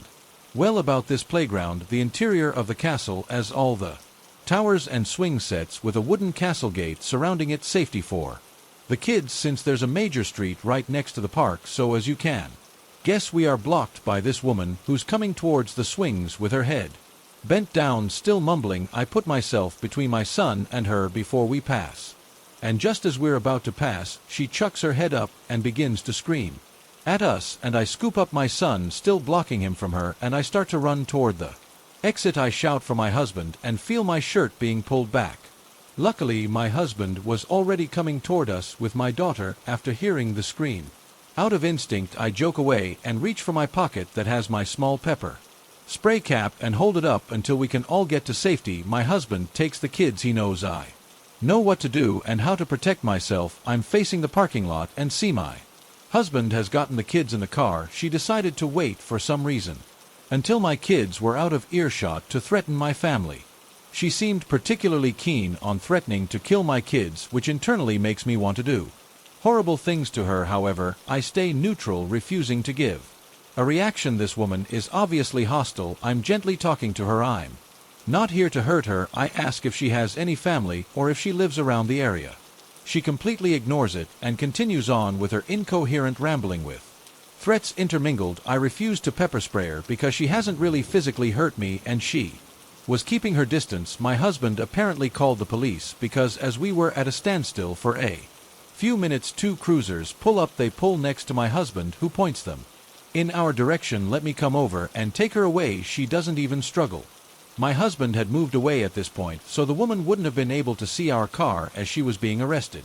So I wait while they get her in the car. Before she gets in, I see her glance to her left and squint. I come out of the playground with another officer from the other cruiser, and she's looking at our car, which is parked by some trees. I look back as they're putting her in, and I see her mumbling quietly, trying to get another view of our car. As I'm giving a statement, I let the officer know about my fears about her getting too good of a glimpse of our car. He shrugged, because what can you do? You know, he let me know they'd keep an eye on this park. They reassured me that she'd probably be in custody for a while and then forget about everything. About a month later, the incident wasn't forgotten but not fresh either. We never go to that park anymore, just in case. One day, I'm in front of the house with the kids, showing them how to pull weeds from the garden. We're having a good time getting dirty when I hear a woman shouting angrily about a block away. I stand up and stay in car, tell the kids we need a water break. We brush off, and as we're going inside, the yelling gets closer. They turn and look at the crossroad on our street, and sure enough, it's that woman. Her head is shaved now. That's not terribly important, but can't shake that part. One, get the kids inside, and she comes to stand by our house on the road. She screams, and I'm barely making out anything. However, I do hear her say she's found us. Now she won, and now it's her turn. I obviously call the police, but as I'm on the phone, she sprints off. I let the dispatcher know which way she's heading, but refuse to go outside and keep watch. An officer arrives to make sure we're safe, and he stays in our neighborhood until the end of his shift to make sure everything's okay. A week or so passes without incident. I still refuse to bring the kids out front just in case. Our backyard is fenced, so that feels safe enough. The next weekend, we're all outside just relaxing when we hear banging on our front door. It was so loud we could hear it from our backyard. My husband takes over at this point, goes inside to grab his guard, and checks the front door. I gather the kids' clothes, but I don't go inside just in case there's an altercation, and knocking stops, and I figure my husband is dealing with it. I keep a hold of the kids by telling them a story. Suddenly, I see hands above our wood fence. It appears to be someone jumping up to grab on. I get all of us inside and let my husband know what's going on. I call the cops, and he heads out front to the vets. My husband comes in and says she ran off. I knew immediately it was that woman. I asked my husband about it, and he confirmed what I thought. He also told me there were thin scratch marks on the door and a puddle of piss on the welcome mat. Lovely. The cops arrive, and we give them everything we know, even telling them about the urine on the mat. It's been a whole month without incident. Now hopefully she's gone for good. That night I was hanging out with 3 friends, Sarah, Nick, and Mary. We were celebrating Nick's birthday at his place, which happened to have a hot tub in the backyard. After a couple of hours and a few too many beers, we jokingly suggested Skinny dipping in the hot tub as some kind of birthday present. It would have probably stopped there if it wasn't for our drunkenness, so we did eventually say, screw it, let's do it now. For context, Nick's house was by a forest and was very isolated from neighbors, adding to that it was maybe past midnight, and anything past the Christmas lights of dubious quality that were spread around the yard was basically pitch black. All being scared going out there without Nick's parents' home would have been unimaginable if it hadn't been for the wonders of inebriation. So semi-reluctantly, I followed my friends into the night with a towel on My shoulder we reached the hot tub that was worryingly close to the edge of the woods, and we started stripping. Everything was fine for the next 30 minutes or so. Apart from the occasional branch cracking, we were having fun telling stories or rambling about stupid stuff, and the fear quickly faded away. That was until a deafening shriek came from the darkness of the forest. Lasting for about 5 seconds, it sounded like a human voice, but it almost didn't sound like a person. We all went pale and became silent for what seemed like hours, and I even saw Nicholas's boner in a matter of seconds. We all went pale and became silent for what seemed like hours. We didn't dare try to look into the forest, except for Mary, who got brave out of nowhere. She picked up her phone to use the flashlight. We couldn't help but follow the light as she pointed it at the forest, who seemed unaffected by it, as if the darkness was swallowing it. Nothing as we're about to stop looking, though, and the void stared back at us. Mary shined her light far behind Sarah, and it reflected on a pair of eyes and white form in the distance.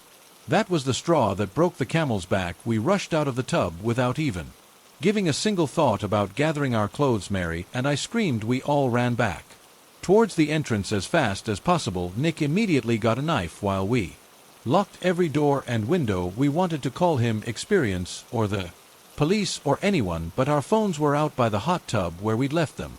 Seeing no other choice, Nick put shoes on and made a run for it. He'd managed to get his phone, but he heard loud breathing coming from the forest, meaning whatever it was hadn't left. What followed were the shittiest 2 hours of my life. Nick got his parents to make their way home, handed us towels so we could finally cover ourselves. We gathered in the basement where there were no windows. We spent most of the time in silence, waiting for something to happen. Half an hour in, we heard another shriek, more distant. Only this time it was shortly followed by knocks on the door that couldn't possibly be Nick's parents. Sarah actually started crying, but thankfully it stopped after that. The parents arrived and allowed us to sleep in the basement for safety. They hadn't seen or heard anything. They were pretty sure we just imagined it. We hardly slept, and once morning came, we went out to get our star. The phones, keys, wallets were all still there. The only things missing were Nick's shirt and Sarah and Mary's panties. So that left us with 2 possible scenarios. A weird pale pervert spied on us in an isolated area deep in the woods, or whatever other creepy stuff that roams in there just decided to spook us. This is a story I tell pretty frequently to my friends, but to this day I still haven't told either of my parents. I'm 23 now, and this must have happened when I was 11 or 12, because I was still in middle school. Growing up, I spent a lot of time with my grandparents, mostly because both of my parents worked long shifts and long hours.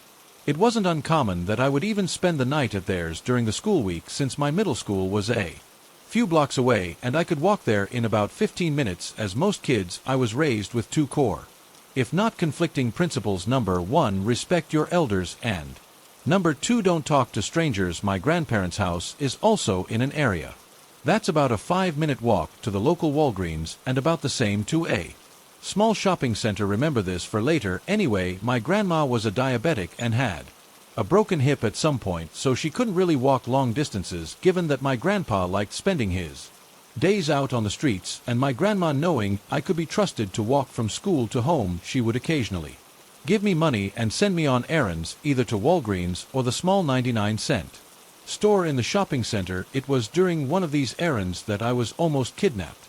My grandma had given me a few dollars, and it asked me to go to the dollar store since we'd run out of her almond cookies, and they were the only really sweet things she could eat. I didn't mind since I was just watching TV and eating. It was around 4:30, so I made the quick walk to the store, bought my items, and was headed back home at around 4:45 to 5. The streets on the corner, heading home from the shopping outlet to form an X with the exit out onto the streets being right next to the crosswalk. As I was standing there waiting for the light to change, I noticed a truck pull up to the exit idling. Before hearing the engine turn off, I watched as an older man nearing his late 40s exited the driver's side and approached me at the corner. At first I thought he was going to need directions, as it had happened to me before. He just stood there watching me. I was feeling unnerved and asked if I could help him with something. He started asking me a million questions: where I went to school, what I was doing, where I was going. I distinctively remember this next part because his statements made no sense.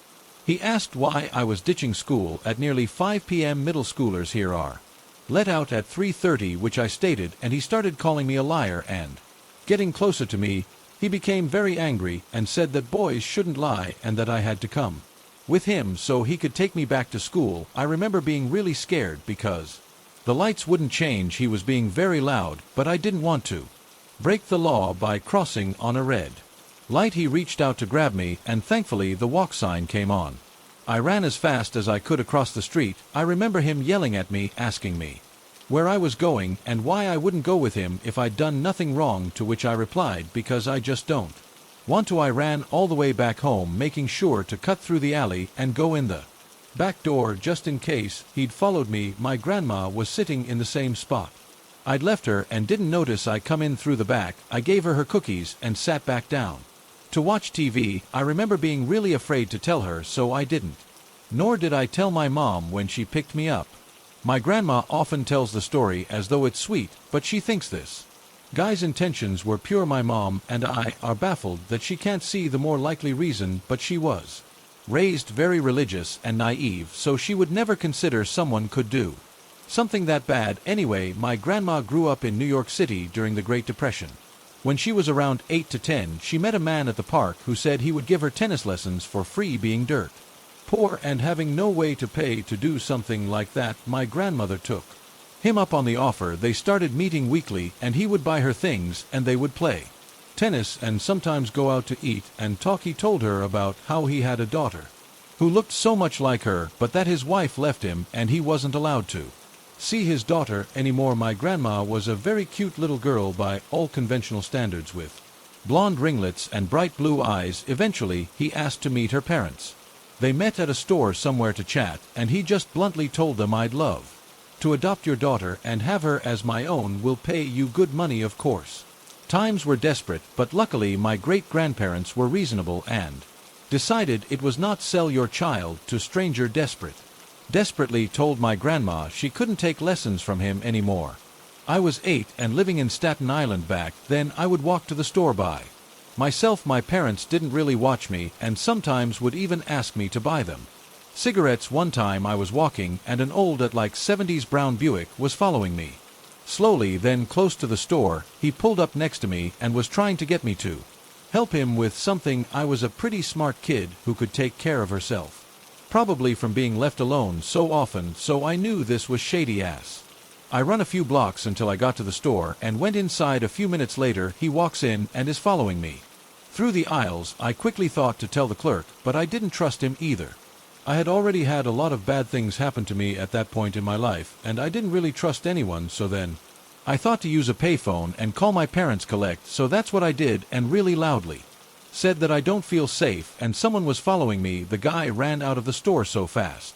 My dad picked me up and he spent the rest of the day looking for that guy's car. I didn't get the license plate, so we never found it. Think about this a lot. It's not like he gave up after that. I'm sure he found a victor, and it's heartbreaking. I was walking back home from my partner's path. It was around 4 a.m. and I got near the top of the hill we live on in the UK. I'd stuck to welded areas and shared my location with my fiancée. The entire time as I was walking, I heard a hunk behind me which caused me to jump, and I watched as a white van pulled up about 2 meters in front of me and stopped. I stopped too. Watching them, they put their hazards on. They began to slowly roll backwards towards me. I began walking backwards and quickly called my fiancé, by which time they hurriedly pulled away. He stayed on the phone as I explained what happened, almost in tears, until I reached our flat and got inside. In the morning, I reported the sighting, but I didn't get a license plate or take a picture since I was panicking so much, thinking I would end up as another statistic if I walked past this fair. I suffer from anxiety at the best of times, but I'll be taking an Uber from now on and not be walking at stupid times. 3. This happened about 2 years ago. I just moved about an hour and a half away from home. My first time I lived away from home. I was working on a kids' activity camp. All the staff lived in 2 massive cabins in the woods. There were about 40 people in each, 2 or 3 to a room, so you can't imagine how big this cabin was. Anyway, everybody became really close. Some people knew each other from previous years working at this particular camp. None of us really locked our doors because we all knew each other and everybody hung out in different friends' rooms all the time on this camp. My job was working with the kids during the day and doing evening shifts on the bar, which was there for the staff and the teachers and the parents that had come with the children. One night my roommate and I were both working an evening shift on the bar. She was finishing a couple of hours earlier as she was on a different ship. My roommate Dabs decided that she was just going back to the room to read and wait for me to finish so we could watch a movie together. She'd been gone for about 5 minutes when my phone started ringing with her caller ID. I picked up the call as the bar was pretty dead that night. The only people in there were Stan. When I picked up the phone call, nobody was saying anything on the other end. I put this down to her just but dialing me by accident and hung up. About a minute later, I get another phone call from a friend that lived across the hallway from us.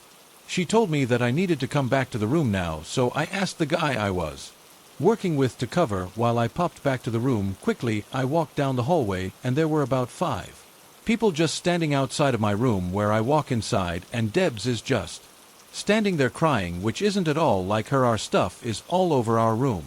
Please know this is very weird because I'm pretty sure I have OCD. I often tidied my sight into her side of the room, even if she didn't want me to. She went on to tell me that her phone had gone missing. I then asked her about phoning me before I came back to the room, and she had no idea what I was talking about. This meant someone had taken her phone and knew who to call straight away. Also, when she left work, there would be no point in stealing her phone as it was literally worthless. It was a 10 mobile.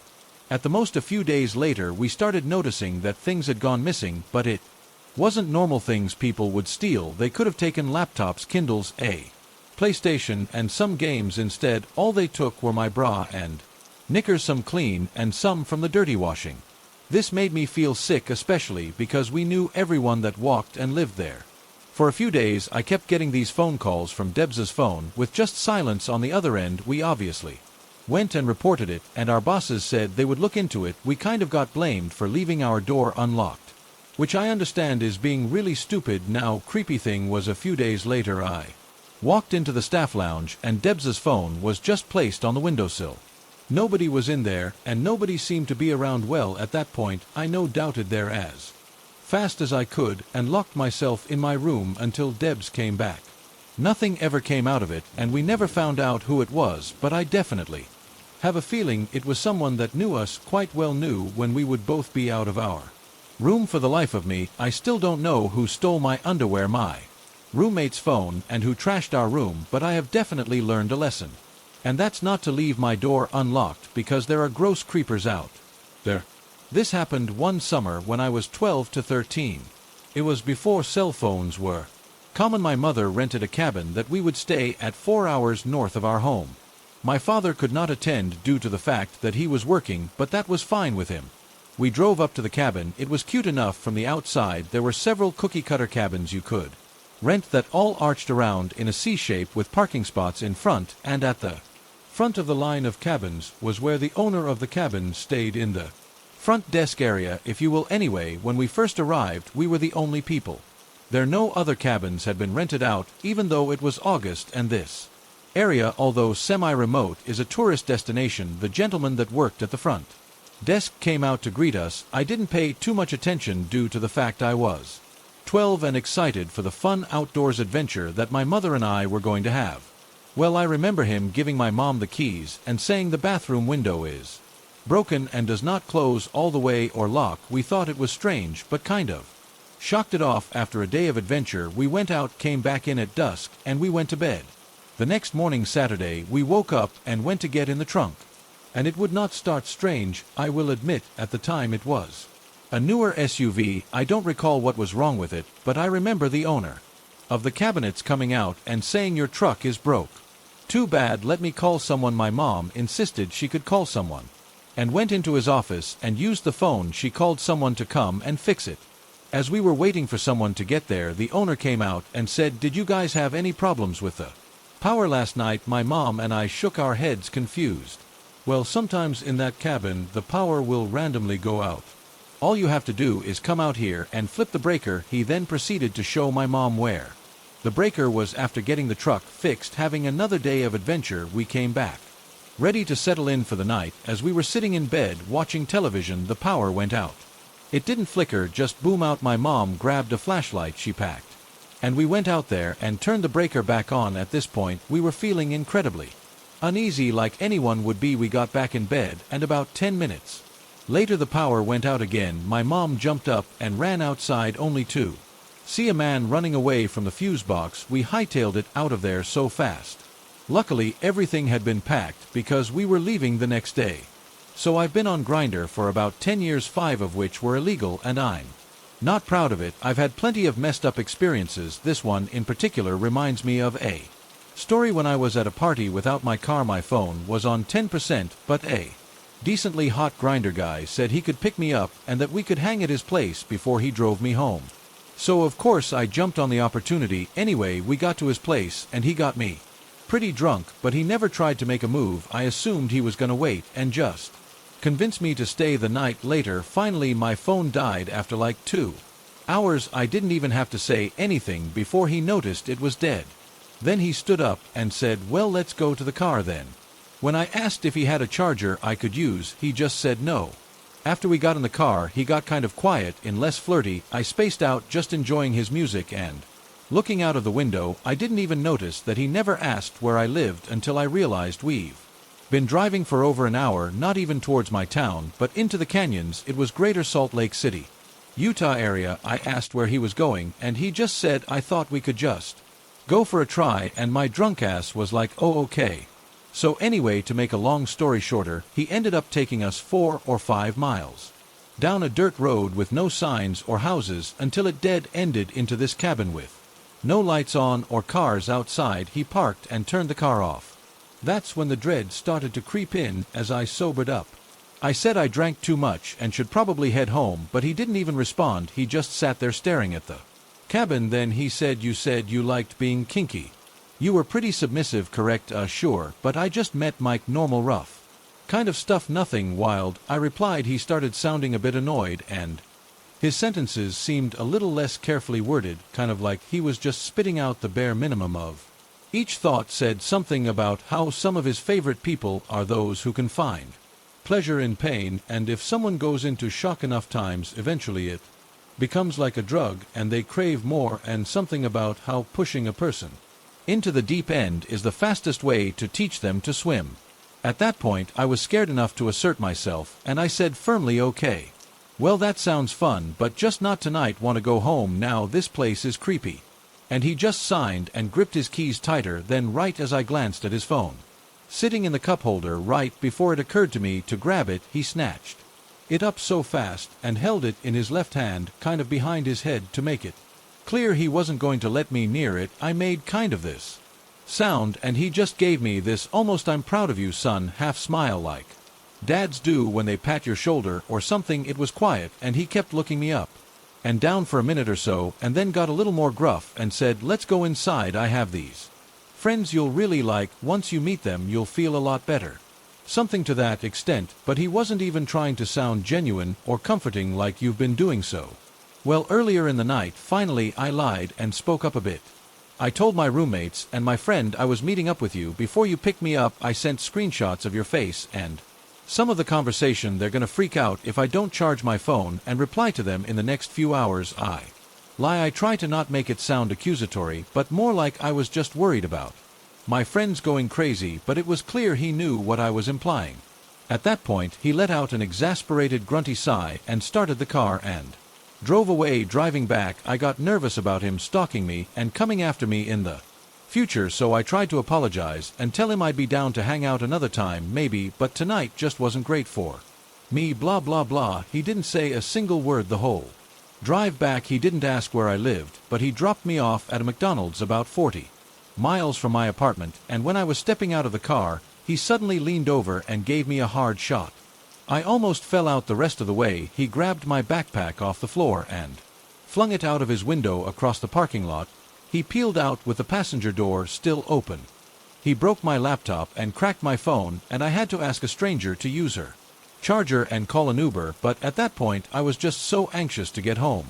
I didn't give a What's so weird is how, while it was happening even though I was terrified. I guess I wasn't thinking about exactly what he was planning to do with me. I just knew I needed to get away.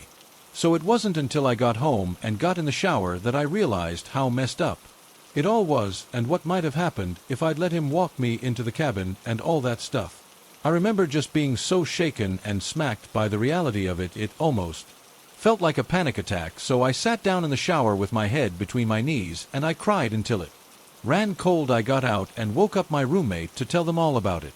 He calmed me down a bit, so while I still have an active Grindr account, I really just use it as an ego boost. I'm reluctant to meet up with anyone from it now anyway. Girls and games, I suppose. The moral of the story is that we got to be damn careful out there. But in high school I had to write a paper which summarized my life story starting from birth. I reflected on my earliest memories, and when I remembered this I had to sit down. My heart pounded as I realized what had actually happened. I and my 4-year-old self couldn't understand. When I was a kid, my family often vacationed with their friends' families, and we'd all live together in a giant beach house or cabin for a week. This must have been one of the first of those vacations. I wanted to hang out with the rest of the kids, but since they were all at least 1 year older than me, they thought I was uncool. I followed my sister around the house, but since she didn't want to play with me, I mostly just eavesdropped on everybody's conversations. One day, all the kids happened to be in one room, no adults, plenty of toys, hella fun. Off to the side was this tiny door, the tiniest I'd ever seen, which led to a dark, empty room. I remember we were absolutely fascinated by that tiny door, and the older kids would make up stories about it. Jennifer was the eldest, and in my memories she's a teenager, but that might have been skewed since I thought everyone in the double digits was super mature. She even knew how to use her mom's cell phone. All the kids were playing, having fun, enjoying their childhood. Then Jennifer got a call. You had to ask us to be quiet several times, and she sounded really serious. I thought this request was silly and a little annoying since I really wanted to play, and the call ended. Jennifer told us my dad is coming back here soon. Jennifer's dad had driven away for a few hours, but now was driving back. Someone asked questions about where he went and what he was doing. I think she said something about drinking. At some point, Jennifer addressed all of us and said something like, "That looks at kids and takes them on drives. You all have to be really careful when he comes back." I couldn't grasp anything else she said. Then she talked to a girl and a boy. "I noticed he was looking at you too a lot, so both of you have to be really careful. I think he wants to take each if you want to try, but don't go with him if he asks." Their conversation went on for a while, and I felt jealous that they talked so much with Jennifer and that her dad was looking at them instead of me. Why wasn't I so special? I grew bored of listening to them and went back to playing. A car pulled up, and Jennifer told us to go in the tiny dorm room. We brought some toys along. I was psyched to go through the tiny door, but it ended up being a dark, empty room without any fairies or hobbits. After a while we left. As far as I know, nothing bad happened on that trip. I grew up with the 2 kids Jennifer talked to, and they seemed pretty well adjusted, but Jennifer and her family never vacationed with us again. I told my family this story, and they thought it was an imaginary memory that my 4-year-old brain concocted. My parents are positive that there weren't any weird, creepy, or alcoholic dads there. Just their good friends. My sister didn't remember any of it. I can't rationalize how or why I would have imagined it. My childhood was great. I had no concept of anything bad until I was like 11. Luckily, this experience did not ruin tiny doors for me in the slightest. I love me some tiny doors. So me, my boyfriend, his best friend, and his girlfriend drove up to Big Bear. Then a day later, another friend of ours drove up. He was supposed to sleep downstairs, and couples sleep upstairs since there's only 2 bedrooms. The first night we stayed there, it was kind of creepy because the cabin was pretty remote, and of course there's absolutely no lights outside. It's the woods with coyotes howling and bears, but nonetheless completely normal activity on the night that our friend drove up. At around 12 a.m. my boyfriend and I were in bed when suddenly our friend sleeping downstairs comes banging on the door, freaking out, saying he saw shadows in the woods and that the motion light came on and that they were stumping outside. We got a little freaked out, but my boyfriend gets out of bed and checks the entire cabin. He even goes outside. Nothing. We go up to the other couple's room where there's a porch with a sliding glass door that looks out into the woods. It's important to note that I'm a naturally very anxious and scared person, while my boyfriend is a rock. These Common logical. While I tend to jump to the worst case scenario, my boyfriend grows over to check the last place in the cabin. We pulls the curtain and jumps and yells, "Oh my God." At this point, I'm terrified. My boyfriend is a 180-pound CrossFit coach, and to see a big guy like that scare is nauseating. He locked the door and backed away. Slowly, he quietly says, "There is a large man standing outside staring at us." He's just standing in the woods looking at us. At this point, I'm thinking he's messing with me. He looks at me and says, "Go lock the door." That's when I knew he was serious. Everyone is freaking out. Well, I run and lock the door behind us, and we all decide to stay in the room to keep an eye out. It's the middle of summer and it's really hot, but we refuse to open the window. I'm so scared for trying not to show it. As everyone else seemed to have calmed down, about 30 minutes go by, nothing happens. I get annoyed with the heat and the fact that there's 5 people in a tiny room and 3 of them are men, so my boyfriend and I go back to our room, still pretty spooked. So my boyfriend tries to cheer me up, but at this point it's about 1:30 a.m. I told him I was too scared to sleep with the lights off. He tells me that it's totally fine and he understands, so we just lay with the lights completely on. Finally, I start drifting to sleep when I hear a thought. I stood up and look at my boyfriend. He looks at me, and then the power cuts. I immediately start sobbing. I'm trembling and I can't see anything because it's pitch black. I try to get out of bed and run, but my legs get tangled in the sheets and I fall. My boyfriend picks me up and we grab our phone and run to the other room where everyone else was staying. I'm hysterical at this point, and I try to contact our host, but nothing will go through. I try to call my dad, but all of our phones say no service. We are alone out there. Thank God the friend who drove up after us had a different carrier because his phone had 1 bar, so he calls the local sheriff. He's on the phone with them and they transfer us to the utilities company, and we give the address and they tell us we're too far in the woods and they don't cover that area. At this point, we're wondering if the entire area has no power, if the man outside had just cut our power. I cry more and we call 911 to report suspicious activity and a power outage. They send the fire department. A few hours go by and it's 3 a.m. and suddenly the power comes back on. We fall asleep, and the next day we talked to some of the locals of the area. We told them our power went out, and he said that was strange and shouldn't have happened. He told us the only reason that happens out there is because of a snowstorm. He said he couldn't explain it. So to the man in the woods who might have got our power, let's not meet. This story starts out with 4 of my friends, who are Adam, Frank, Randy, and Jay. Adam booked an Airbnb for his birthday, and we were planning to just relax and drop some acid. Me, Adam, and Randy have done acid in the past, and it was a great experience. For background purposes, I've experimented heavily with acid for the past 3 years, dropping upwards to almost 5 tabs at once, so I know what to expect when doing acid. However, this trip caught me completely off guard. Frank and Jay have always been curious about acid and wanted to drop it with us for their first time. We're all close friends, so we thought it'd be a nice experience to try.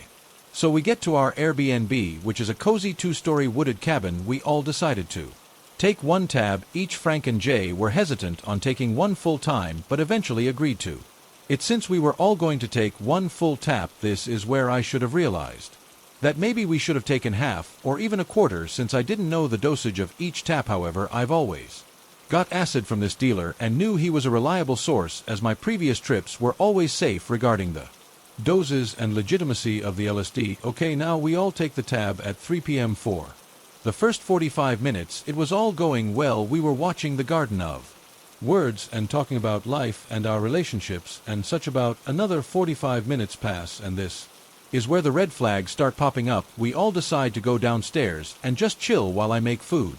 Frank, Adam, and Randy are starting to lose themselves. Their sentences become incoherent and are unable to understand what me and Jay are saying. Even though it was Jay's first time taking acid, he held himself together quite well and was taking care of Frank, Adam, and Randy.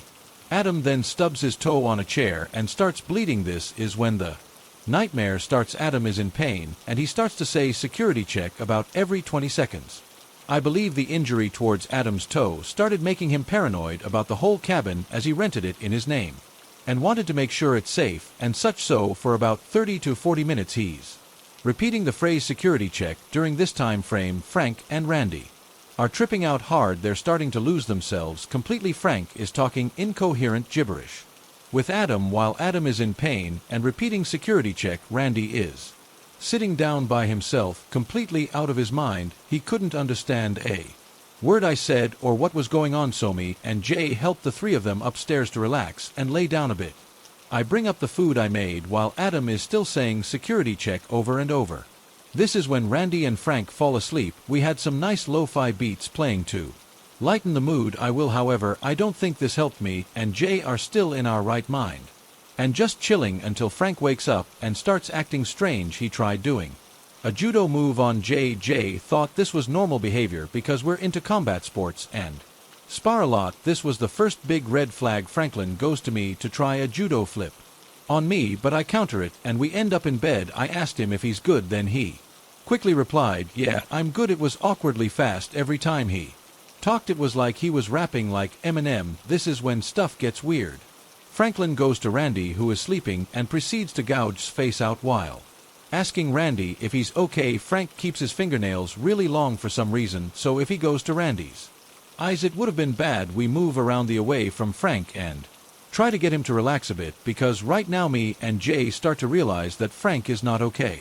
Frank then starts to flip out. He falls onto the floor, then slaps his leg onto Randy's head, who was sleeping on the floor. Frank is still out of control, rolling on the floor back and forth and getting into weird contorted positions. It was like his body was from the movie The Exorcist. He was also chanting and mumbling random stuff while flipping out on the floor like a psychotic crackhead. At this point Adam is coming back to his senses. He looks at Frank in confusion. Now this is when it really hits the fan.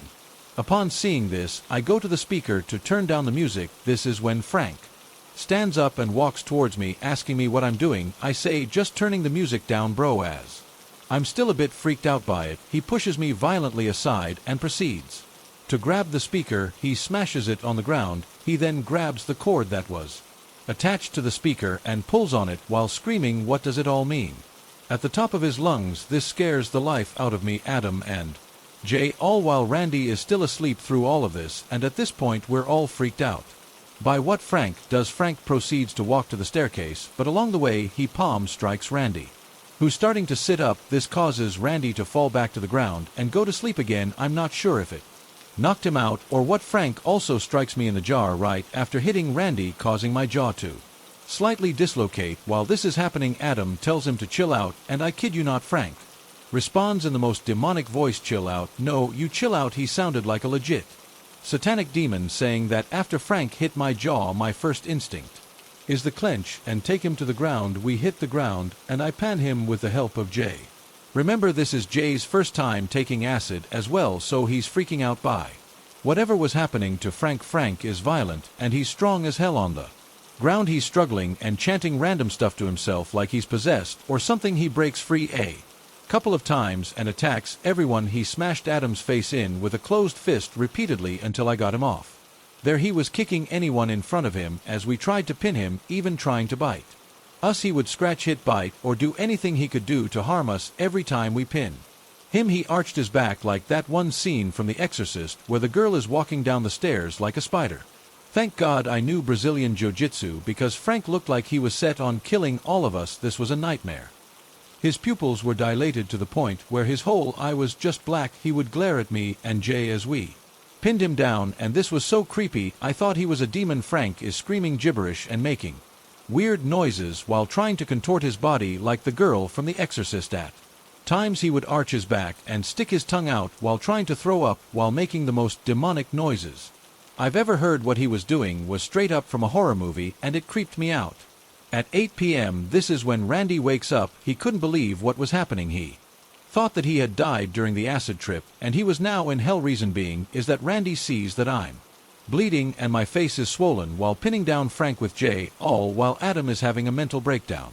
Witnessing this, Randy says to himself, "Frank would never hurt us like this. This isn't real. It's just a dream." He then proceeds to scream Jesus Christ at the top of his lungs repeatedly. The screaming triggers Frank. Defied us even harder. Randy screams Jesus Christ and recites Bible verses for at least 3 hours while Frank was trying to fight us. During those 3 hours, me and Jay are pinning down Frank, who's tripping out harder and harder as Randy keeps screaming Jesus Christ repeatedly. Frank then screams and makes demonic throw-up noises while trying to get loose as a response to Randy's religious Bible. Imagine this one guy screaming Jesus Christ repeatedly and saying Bible verses at the top of his lungs while another guy is actively trying to harm you as you pin him down, all while you're tripping on acid still, and it was a nightmare to say the least. The screaming, chanting and constant fear of being maimed was all that me, Adam and Jay could think of at the time. Adam recollects himself and begins watching Randy and calming him down while trying to get him to be quiet, as the neighbors around our Airbnb are still awake. 11 p.m. hits and Randy snaps out of it. A few minutes later Frank then snaps out of it. I didn't know for sure if he was back to normal, as he asked us for water and stopped fighting us.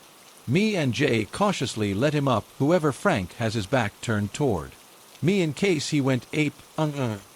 Again, I could quickly get to his back and choke him out so we could restrain him. However, he was normal again. Me, Adam and Jay experienced the chaos and destruction done by Frank and Randy, who weren't aware of what they were doing during their psychotic trip. This trip made me realize acid is not for everyone, and that we should have taken some precautions beforehand. Psychedelics can either be a heavenly experience or a hellish nightmare that won't end. Frank and Randy didn't realize how serious the situation was until we told them afterwards. To be honest, I'm not sure if they realized the severity of what me, Jay, and Adam experienced that night. I thought I knew what I was getting into, but I will think twice the next time I try Alice staying with anyone. We all remain friends to this day, but me, Adam, and Jay will remember the nightmare hell of a trip that we experienced.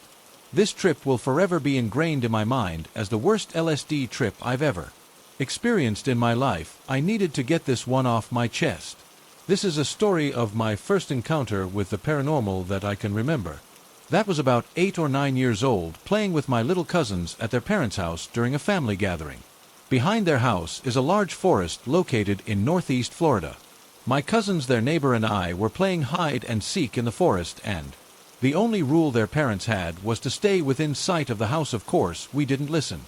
I was getting bored of the game and wanted to do some exploring. I convinced the other kids to join me as we headed deeper into the forest. I noticed this ball of light floating in midair. I thought I was seeing things. I remember rubbing my eyes just to make sure it wasn't in my head. I asked my cousins if they saw it too, and when I pointed it out, they confirmed it was there. It was bright and bobbed back and forth, changing from a yellowish color to a transparent green hue. We followed it, and I can't remember how long we did it, but we reached a small cabin and the orb disappeared. It was dusk at this point, and curiosity got the best of me. My cousins and the neighbor kid were too scared to go up to it, but I peeked inside the window, saw a dim light inside through a window, and what I thought was a human skull sitting on a table next to some jars, and a shadow from within moved across the far wall. I got chills and signaled for the other kids to run back the way we came, and I took off immediately behind them. We ran as fast as we could and didn't stop until we were inside the house. I locked the door behind us. I remember getting into trouble because our parents couldn't see us from the kitchen window. I didn't tell my mom or anyone else what I saw because I didn't want to scare my cousins or worry our parents. To be frank, I'm not sure if even what I think I saw was there. Later that night, I woke up to the sound of helicopters and dogs barking outside. It was well past midnight, and I asked my mom, who was standing in the kitchen with the rest of the adults that stayed over after a party that was going on. They all had their eyes glued to whatever was happening in the backyard through the kitchen window. She said they found the body of a woman in the forest in a cabin where her killer was staying, and there was a manhunt going on. I remember not being able to sleep for the rest of the night, and the glaring white lights that shine through the faults of the blinds from the helicopters above. I'm still not sure what that orc was. Maybe it was the spirit of the woman who was trying to lead someone to her killer.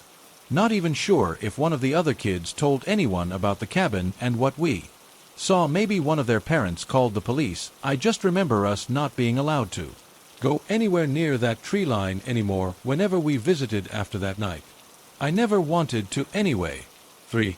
This is a story my ex-sister-in-law told me a few years ago. I've known her for 17 years now, and it was the first time she'd ever told me this story. My sister-in-law moved to Provo, Utah in 2001 from Rio de Janeiro, Brazil. She'd only been living there for a little over a year when this took place in November of 2002. As she puts it, she was still getting used to American culture and costumes, and as such was still a little naive.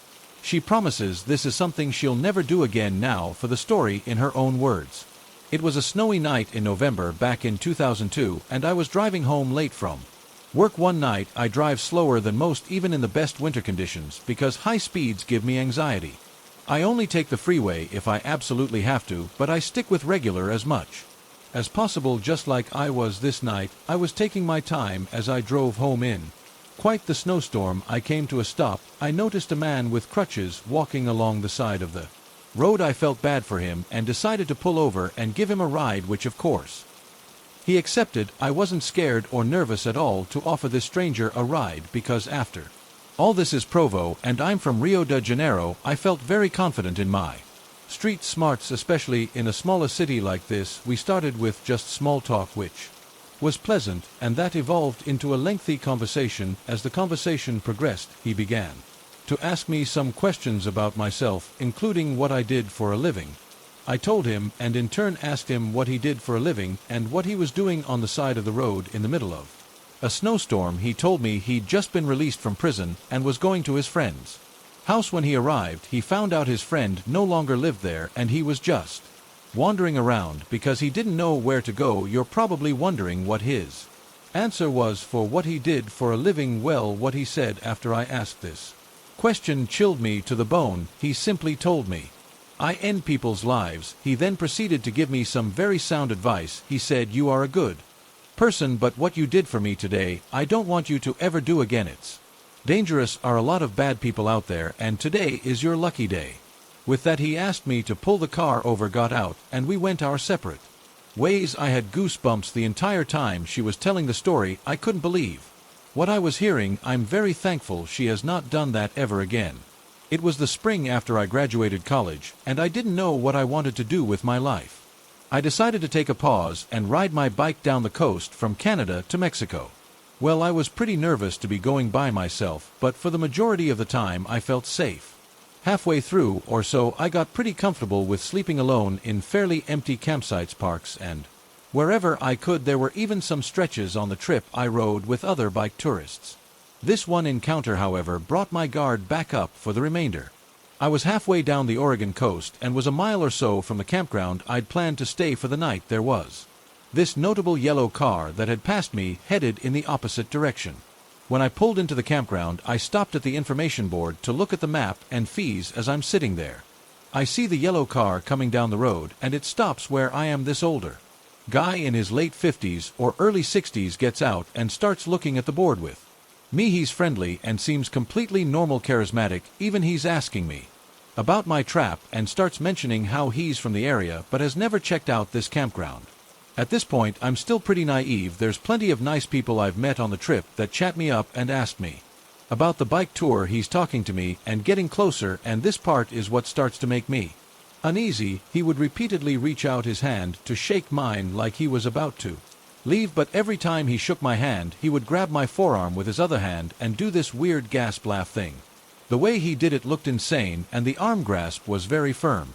It sent shivers down my spine. Then he dives into another topic and repeats this freaky handshake maybe 2 more times. In between, I realized that I'm completely out of sight from anyone in the campground. I have no cell service, and I'm now very close to him and his open court door. There's a knot in my stomach. I'm on the verge of tears, and my voice is shaking with every response. At the time, I didn't even know why, but something felt very off about him. I finally speak up loud and tell him I'm going to get going. I run to my bike and speed to the campground. When I get there, I don't even try to find the hike and bike spots. I just throw the tent down directly across from the camp host. And again, I had a lot of encounters with random strangers at this point, but none of them terrified me like this one did. I fought with the idea that he was probably just an overly friendly guy, but the fact he would repeatedly grab my arm and laugh was frightening. All in all, most people I met were very sweet, and it made me very trusting of others. Even if he was harmless, his actions were a good reminder that I had to be mindful of my vulnerable situation and be more alert. When I was 16 or 17, I was coming home to Brooklyn from a movie in Manhattan with my friends. I was the only one who lived in Brooklyn, so I walked home from the train alone. I was used to being out late by myself. I had a midnight curfew, but I frequently broke it because I thought nothing bad would ever happen to me despite an uptick of assaults in our neighborhood. At the time this night, however, I was actually slated to get home on time for. Once it was a summer after I graduated high school and I'm feeling amazing. I'd had a little to drink and a little to smoke and I felt like I was on top of the world. But it was so hard out. I remember that I was wearing this long sheer cape thing with a very tight and revealing little dress underneath, however, because of my fun little outfit I was wearing and being so stupid, taking selfies while I walked down the streets and listening to music with both headphones in, not paying any attention to my surroundings. I think I even sang as I walked. I got to my building after finishing my 10-minute walk from the train. I walked up the steps to my apartment. I lived in a brownstone with apartments in it, and mine was on the 3rd floor. We had a gate at the bottom of the steps separating us from the sidewalk. I pulled out my headphones and began to fumble with my keys at the top of the steps just as I'd found the correct key, still humming to myself and thinking about my great night. I heard the latch on the gate clank as if it were being opened. I turned around and I saw a man standing at the gate staring up at me. He was young, probably early 20s, wearing a gray hoodie with the hood up. It was covering parts of his face, but I could see his eyes, and immediately I knew something was off. Because of how blank yet nervous his expression was, one hand was on the handle of the gate, and as if he were about to open it completely, but stopped once I turned around. My fight or flight instinct didn't kick in yet. It was probably the alcohol. I cautiously called down, "Can I help you?" and he didn't respond. I looked him over more closely and realized then that his other hand, one not on the gate, was moving fast and low near his waist. I registered that he was touching himself, gasped within milliseconds, printing up the stairs behind me. Reaching out his hand to grab me, my brain clicked into place and I started screaming at the top of my lungs as I jammed my key into the door and slammed it behind me. I ran up the stairs to my apartment, screaming for my dad, not even stopping to make sure the door was locked, thinking that if he followed me upstairs, he'd soon be met by my very tall father. And our very loud dog slept in the bedroom right next to our apartment door. As I looked over my shoulder while tearing my way upstairs, and I saw his face pressed up against the glass window, still watching me, but now his eyes were furious. I ran into our apartment, still screaming to my parents to call the police. My dad went downstairs and looked around, but the guy was gone. The police came anyway after my mom called them. They came upstairs to take my statements so they could make their report. The 2 cops showed up and asked me to describe him. I did. They said they'd cruise around looking for him, and regardless if he was found, a detective would call me to make a more detailed report. They never called me. There were many more sexual assaults that continued to take place in my neighborhood for the rest of the summer. I shot her every time I think about what would have happened if I hadn't taken out my headphones before I began unlocking my door. I don't know how long he was following me for, and as far as I know, he was never caught. From that point on, for those last few weeks before I left for college, I would call my dad and make him meet me at the train station just so I could get home safely. Now, as an adult, I am far more cautious than I was as a teenager. I'm always extra aware of my surroundings, and especially at night, I don't look at my phone while I walk home. I'll never get the image of his blank stare, and as he lunged towards me out of my head, I will never forget the feeling in the pit of my stomach as I realized that he followed me home, was now waiting to strike. It was like being a deer realizing it's being stalked by a tiger because the tiger accidentally stepped on a twig and gave itself away right before it could pounce on its prey. So this happened around 10 years ago when I was still a university student and a pretty naive girl. I had a late class, and after that I hung out with my friends for a while. Soon I started to feel sleepy, so I decided to walk home. Being very socially awkward, I tried to avoid the main streets because it was full of people, so last minute I took a different route from the usual one. As I made my turn to the left, I got an overwhelmingly eerie feeling in my gut. I brushed it off since I was walking in a familiar neighborhood not too far from where I lived. As I was thinking that, I noticed the shadow of a tall man behind me. My first instinct was to change course, but I didn't want to be judged as weird. Also, another guy further down the road was walking the same direction as me. The shadow behind me kept growing as he was coming closer, and his pace kept getting quicker and louder. My heart was beating like a drum. This went on for an uncomfortable amount of time when suddenly the steps stopped and I decided I was going to turn around and look, but before I could react I felt a strong shot from behind. As I stood there frozen in shock, the man sprinted past me. The other guy who was walking in the distance turned around, came to me, and asked, "Hey girl, did that other guy bother you?" That seemed suspicious since he wasn't even looking my way. "How would you know nothing happened?" I replied. My brain was screaming danger. He started following me, saying things like, "You look like you need my help, we should get to know each other." "Go away, I don't need you, leave me alone," I said, trying to get this guy off my back. I was so scared and needed to think fast. My first thought was calling a guy to scare him off. My boyfriend at the time would always reply to my calls 3 hours late at best, so reaching him was not an option. My best friend, I thought to myself, Shoe Lancer for sure, as I called her. The guy started getting agitated. "Hey baby, when are you coming?" I happily yelled. The guy sarcastically asked if my boyfriend was gonna come beat him up. I looked him dead in the eye and replied, "He's gonna beat both of us when he gets here if you don't leave right now." I think that must have scared him because he started backing off. What made things even creepier was that he went in the direction that the tall guy ran towards. When he left, I ran home and cried. I didn't take that route for a long time. I feel like this was all choreographed against me, but I was lucky enough to overcome it. If it was later in the night, though, I can't be sure. This happened in 2019. I no longer have contact with this person. When my husband and I lived in our first apartment together, I did not have a job. We had just moved to a new city and I had trouble finding anything. Naturally, I was at home because of this. Every day at the same time, I would walk my dog Remy. We would always walk the same route in front of the leasing office, across the street, by the basketball courts and by the tennis courts before walking the rest of the property of the apartment complex. The first encounter I had with this guy gave me tons of red flags, and I did report him to the leasing office because of his behavior. As I was walking Remy back home, this man, who looks like he was in his 40s, glasses and gray hair, was walking from the basketball court to the sidewalk. I stopped with Remy because she was gonna try and jump on him if he got close enough. He noticed us and asked, "Is she aggressive?" I told him, "No, she'll just jump on you, and I know some people don't like dogs or dogs jumping on them." He looked me up and down, staring at my chest for a second, and he asked if he could pet her. I said sure, because Remy's tail was going a million miles an hour. She was whining to meet a new person. He started to talk to me while he was patting Remy. "I'm Joe, I just moved in across the street. What's your dog's name?" I was nice to him, even though I had a weird feeling while talking to him. "This is Remy. I'm Megan. I live next to the groundskeeper with my fiancé. You'll like it here. The staff are awesome." The entire time I was talking, he was petting Remy and staring at my chest. Joe thanked me for letting him pet my dog and then turned around to leave. I was weirded out but brushed it off.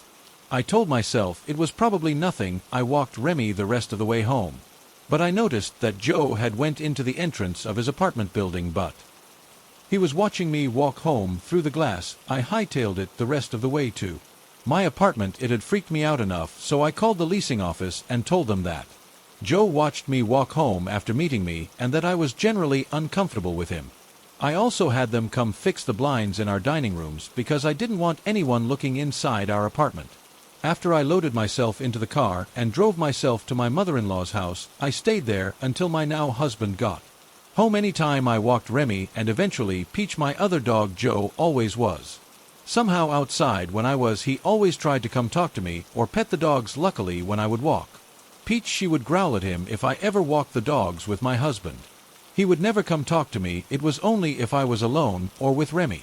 He would also start walking by the front of our apartment. When my husband wasn't home, he would try to look through the sliding door to get a glimpse of me, my husband, and I decided to move into a bigger apartment because we needed more space for the dogs and ourselves. The day I got the keys for our new apartment just down the street, I had another experience with Joe that made me call the cops. I was walking both of the dogs around the block so I could finish up some last minute packing. I saw Joe pull into the complex in his car. I stopped to let him go past me, but he waved me to cross the road. When I did cross, he pulled around really fast with his window already rolled down. "Hey Megan, I was wondering, are you happy with your husband? If not, I can help you out." He looked me up and down and gave me a wink. I acted like I didn't hear him since I had headphones in. I immediately went inside and locked the door behind me. I called the leasing office and told them what happened. I also let them know I was going to call the cops and at least make a report because his behavior was freaking me out. I wanted to at least have it documented. I called a non-emergency line and an officer came out. I told him what happened that day in some of the creepy behavior Joe had before. The cop asked me, "Do you want me to give him a warning not to talk to you?"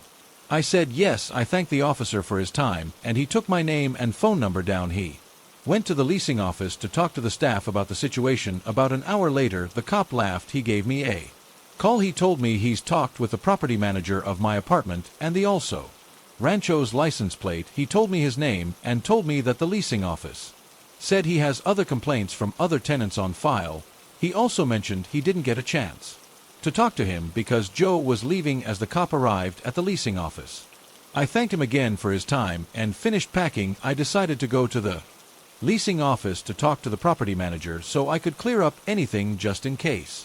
When I got there, the manager told me that Joe had multiple reports just like the officer had told me. She also told me she was going to have our on-site officer stop and talk to him and encourage him not to talk to me or other female residents. I thanked her and went home to start moving little things until my husband got home. I went almost 6 months without another incident with Joe. We moved to the 3rd floor and he didn't have any idea which apartment was us, so he wouldn't bother us. I also made it a point to have the dogs on a certain schedule so I would never run into him if we were out. The last time Joe tried to talk to me, I turned around and walked away. I didn't let him get a word in. I did notice him harassing my neighbor outside while she was grilling one day. I told the leasing office about it just in case. A couple of months later he moved out because they wouldn't let him resign his lease. That's the last I saw of Joe. I carried a stun gun with me when I walked the dogs or by myself. Because of him, I was fully prepared to shock his ass a couple of times if he ever got close after, and I called the cops on him for an ER, and it recently had to call a plumber. Not knowing anyone in my area, I did the usual. I pulled out my phone and Googled who was near me. I found a local plumber, and he came out that day to unclog a pipe. He seemed decent enough, so I scheduled and needed sewer scope with him for the following day. He misses the appointment time with no communication. After a couple of hours I call him and he reschedules for the next day. He misses the second appointment by a couple hours, so I call him and tell him not to come at all. He apologizes, saying he's the only one working. He does the sewer scope and tells me I will need to replace the pipes from my house to the street. A month goes by and I try to make it through the holidays before this pricey expense. I decide to give this guy another chance. He misses the first appointment once again with no communication. He reschedules it for the following morning at 11 a.m. Not surprisingly, he misses that appointment and won't respond to my calls or texts. I have a family member call from their phone and he answers and he says he will be there around 4 p.m. By this point I'm fuming because time is money for anyone. At 4 p.m. he never shows. At 7 p.m. I decide to send a strongly worded text explaining how he has no regard for anyone else's time, and that's not a good way to run a business. I also state I will be reporting him to Better Business Bureau, so hopefully he doesn't waste someone else's time and money. Here's where it gets creepy. He immediately calls me and says he's on his way and he has with him the machinery to dig up my yard. I tell him no, not to come. I will have someone else do the work. Mid-sentence he hangs up on me. I'm sitting in the living room on the phone with my dad when I notice his trunk park up in front of my house. He doesn't get out, he just sits there for a 5 minutes. I'm getting creeped out just watching him sit in front of my house. My dad tells me not to open the door. Finally the guy calls my phone to talk to me, which I inform him that he already is. He then gets angry at me, telling me how he doesn't appreciate me contacting Better Business Bureau and they spent a lot of money renting the excavator. He says that he's here now and can start digging up my yard even though it's dark out. When I try to get a word in, he just cuts me off in an agitated tone. And at this point I hung up on it. He sits in front of my house for another 5 minutes after I hung up the phone. He's just sitting there. He then texts me and apologizes for his attitude and getting angry with me. He tries to make excuses for his behavior and asks to please let him have the job. I've never felt so unsafe in my own house before. My wife and I recently purchased our first home after the birth of our daughter. Everything was as he would expect. The first few months painting, decorating, renovating, basking in our newfound slice of the American dream. You get the idea. Unusual things started happening. Several Months ago, one day as I was getting home from work, I passed by a strange truck. 2 or 3 houses down from ours. I say strange for a few reasons we know literally. Everyone in our small neighborhood, and I'd never seen this truck or person before. There's no reason for through traffic to come down our street, and the truck was driving very slowly, like put it in drive, but don't press on the gas slowly. As I pulled in the driveway, the truck flipped a U-turn and came back towards my house. Getting out of my car, the truck crawled by and the driver stared daggers at me as he passed and then sped off. I don't like the judge based on appearances, and I like to think that I don't scare easily, but something about this guy's eyes gave me a bad feeling. Obviously this was weird. I mentioned what happened to my wife, telling her we should be more mindful about security. When I told her the type of truck my wife said I'd seen truck drove by, and the guy stared at me when I got home this afternoon. I thought he was just being creepy and checking me out. I tried to tease her a bit to lighten the mood, calling her cocky for assuming a guy was driving by checking her out. I didn't want to freak her out, but I was definitely worried. We saw the truck a few more times over the next couple of weeks, either driving by slowly or parked down the block and facing our yard, but one day the truck stopped driving by, and we haven't seen it since. I sort of dismissed the whole thing as me being paranoid. Then other things started happening in the past month or so. My wife and I have been hearing tapping on the windows at the front of our house at night. It's happened 2 or 3 times to each of us separately, always around 10 or 11 p.m., and always is soft but distinct tap tap. Tap. It sounds like knocking with a single knuckle on the metal part of a screen door, if that makes sense. First time that my wife and I heard the tapping together was last weekend. We were in the front room playing with our daughter around 9:30, just about to settle her down for bed. Our front room has a large, almost floor-to-ceiling window ruining the length of the wall next to the front door, which faces the street. We were all sitting on the floor with our backs to the window reading our daughter a book when we heard it tap tap tap tap.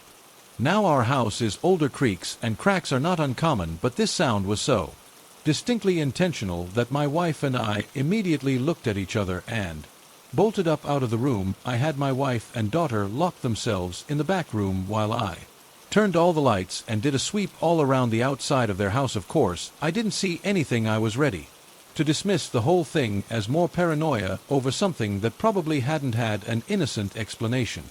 Until last night around 9:45, we heard our daughter making noise in the baby monitor. I waited a few minutes to see if she would settle down, but when it became clear she wouldn't, I got up to put her back to sleep. The layout of the room is important to visualize this next part. This room is on the other side of the house, but the exterior wall juts out a bit in an L shape, and the corner of this arrow is made up of windows. If you're standing in the door to the room, you are directly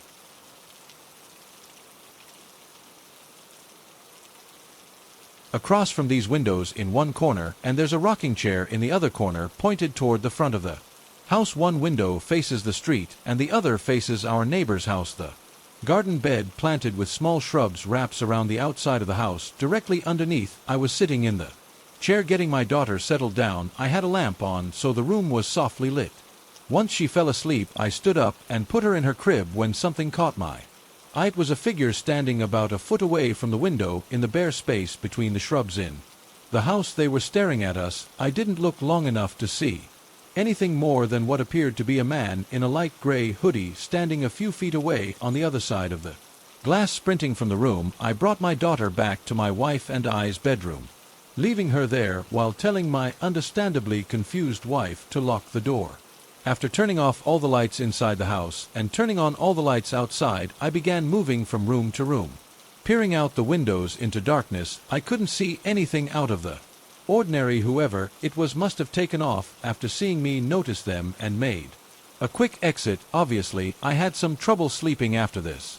I spent hours checking security cameras and going from room to room, looking out the windows into the night, hoping but also not hoping that I would see anything that could explain what happened this morning. I went outside to the spot where the figure would have been standing. I hoped maybe there was a plant or something that I was stoked for a person. When I got to the spot, I realized the figure had to be standing exactly in a bare patch of ground about 2 feet in diameter directly in front of that window. Part of me is still hoping that I'm being paranoid. The mind can play tricks on you in the dark, seeing things that Aren't there, especially when you're a sleep-deprived new parent, but with everything that's been happening I can't shake the feeling that there was actually someone out there last night watching us.